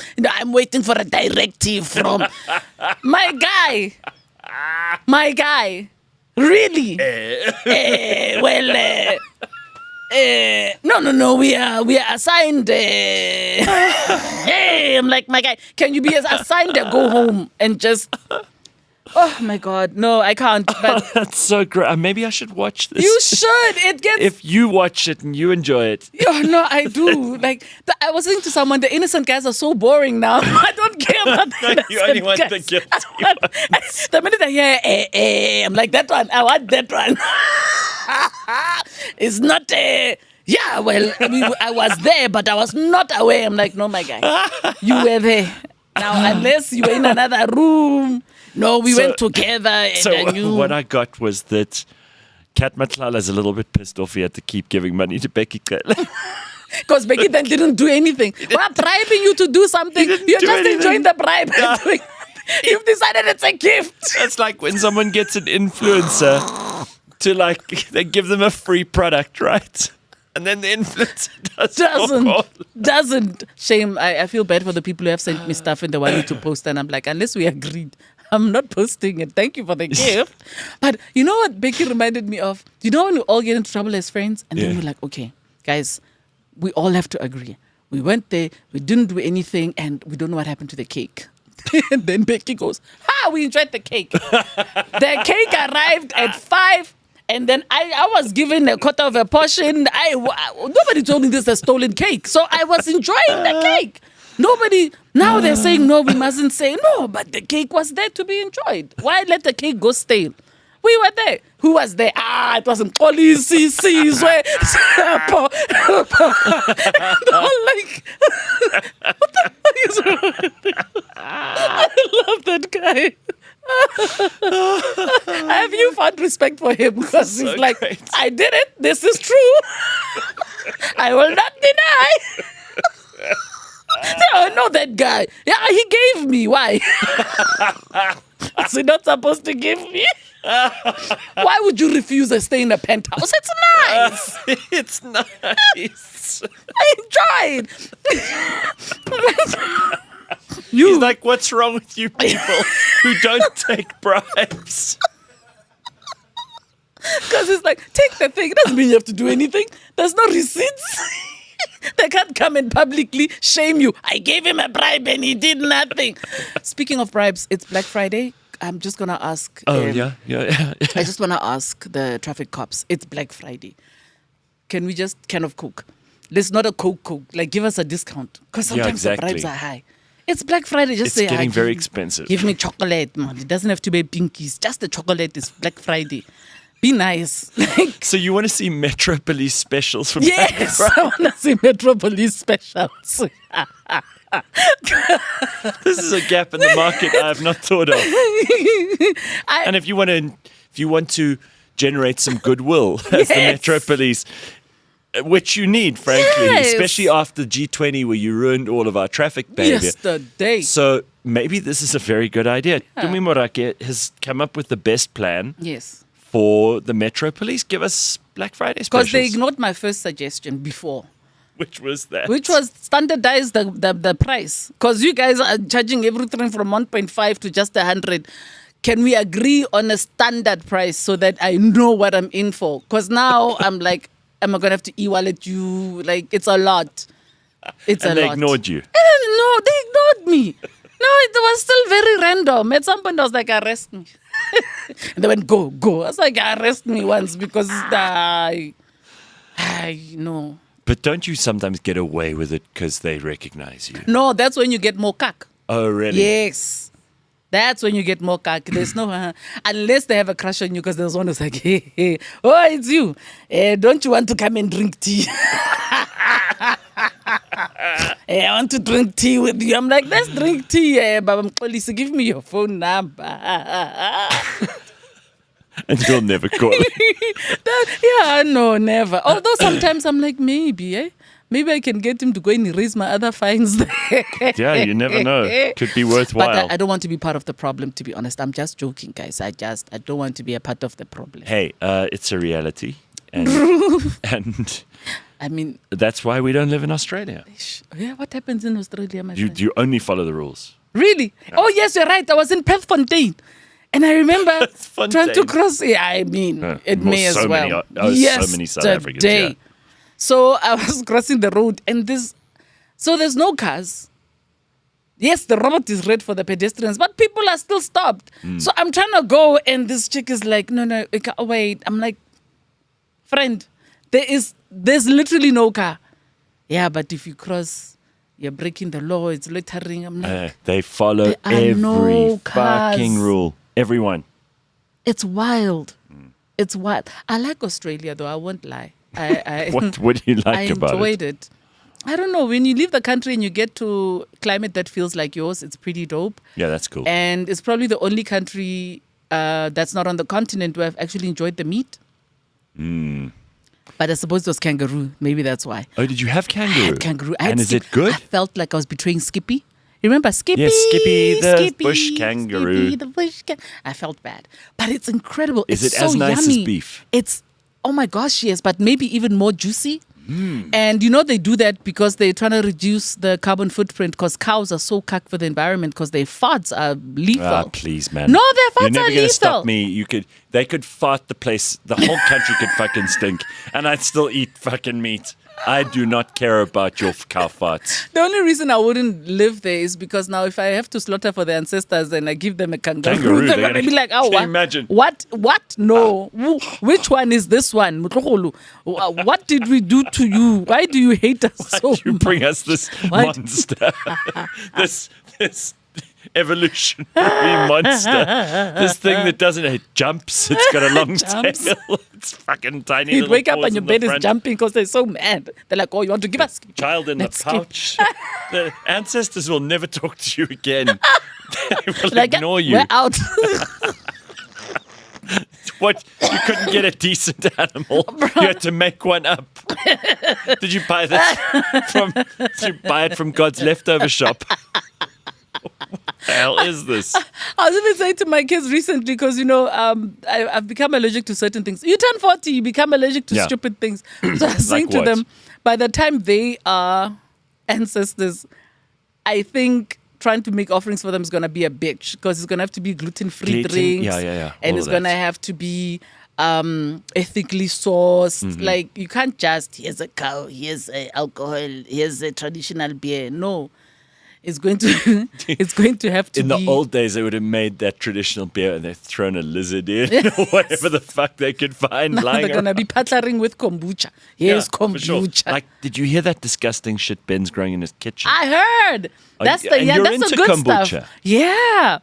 It is so good. Like, as we were speaking, I was like, that's what I need to get back to because my body's wreaking havoc. Like, hormones are wreaking havoc with my body. And like, I'm big 1 minute, small the next big. Now my body's like, pick a size, bitch. So I feel like if I go back to kombucha and I start to fix my intestinal flora, it'll make everything else better. Yeah. Even for your mental health, guys. Yeah. There are some of you who know sometimes the screw just chapuras and then, Yeah, the cassette gets stuck in the radio there. Yeah. Kombucha, if you're eating a lot of like white bread and stuff, take kombucha. You'll thank me later.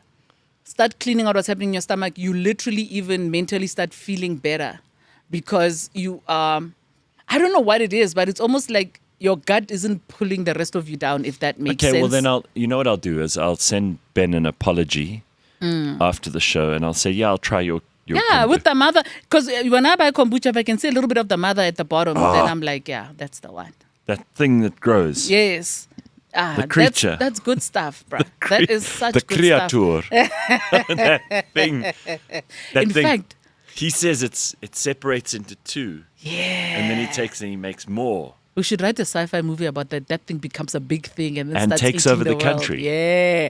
But that's also a good way to come at the vegans. And then also gets money from Cat Matlala. That's honorable. And Bram Honorable. Mogotsi. Honorable. Because if you think about it, vegans, Yeah, we're not vegans. You say you don't eat living things. The kombucha that you're drinking every day. You're drinking a living thing. You see, until I saw the pictures, the way he described it, I thought it was a thing that kind of it had eyes. And it's good. And it lay at the bottom of the dish, and he was keeping it captive against its will to make more. It was like Gargamel trapping the Smurfs and just getting their blue essence out of them.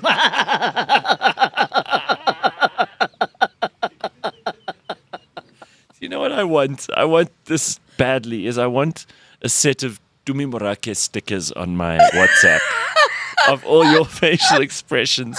Because sometimes when you do things like when you were saying you were crossing the road and that chick said, hold on, I want that as like either a gift or a sticker or something. Because there's so many times where I can't do that. I don't look, it's just not real.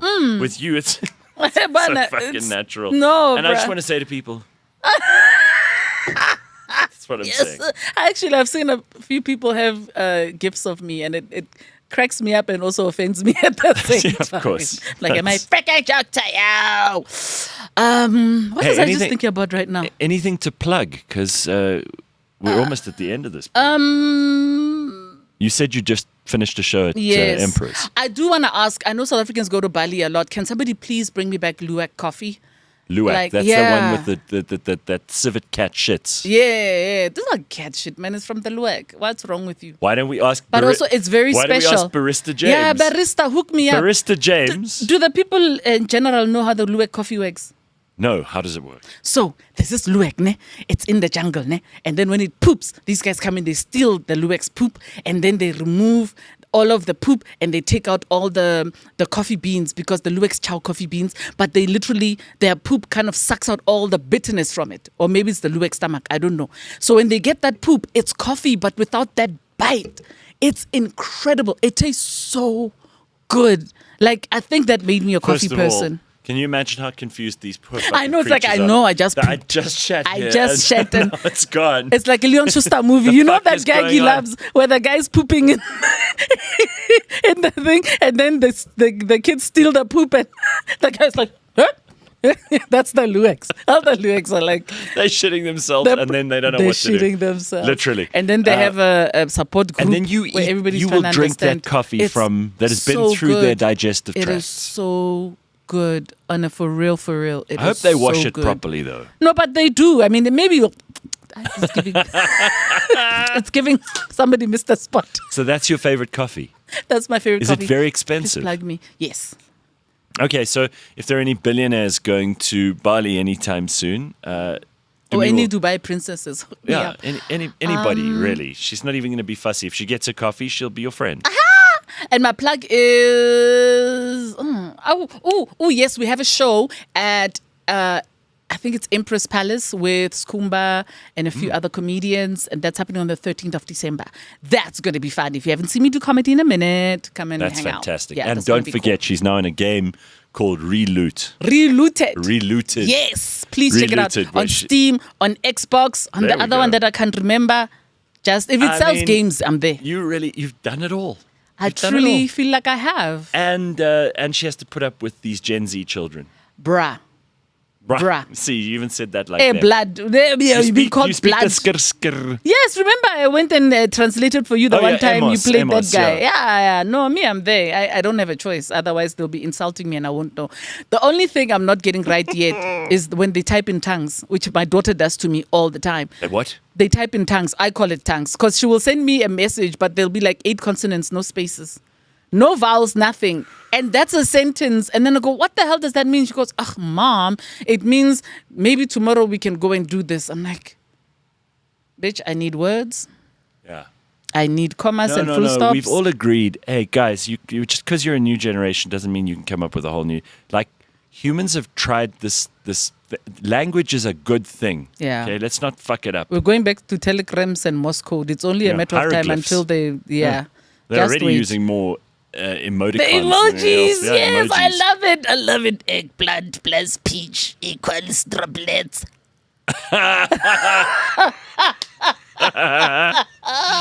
I love seeing you. Thank you. It's always good to see you, Gareth. And any plans for the December holidays? Are you I'll be going back in anywhere, the doing States anything? freezing my ass off. Oh no! Doing Christmas with the fam. So that's going to be fun.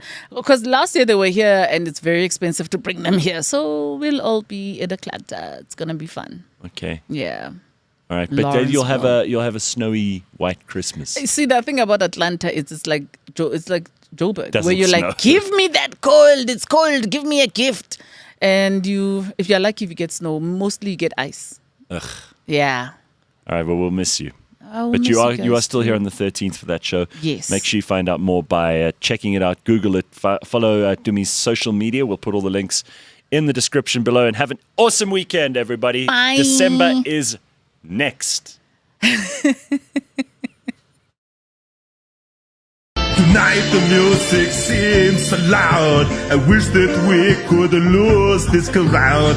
Maybe it is better this way. We hurt each other with the things we want to say. We could have been so good together. We could have lived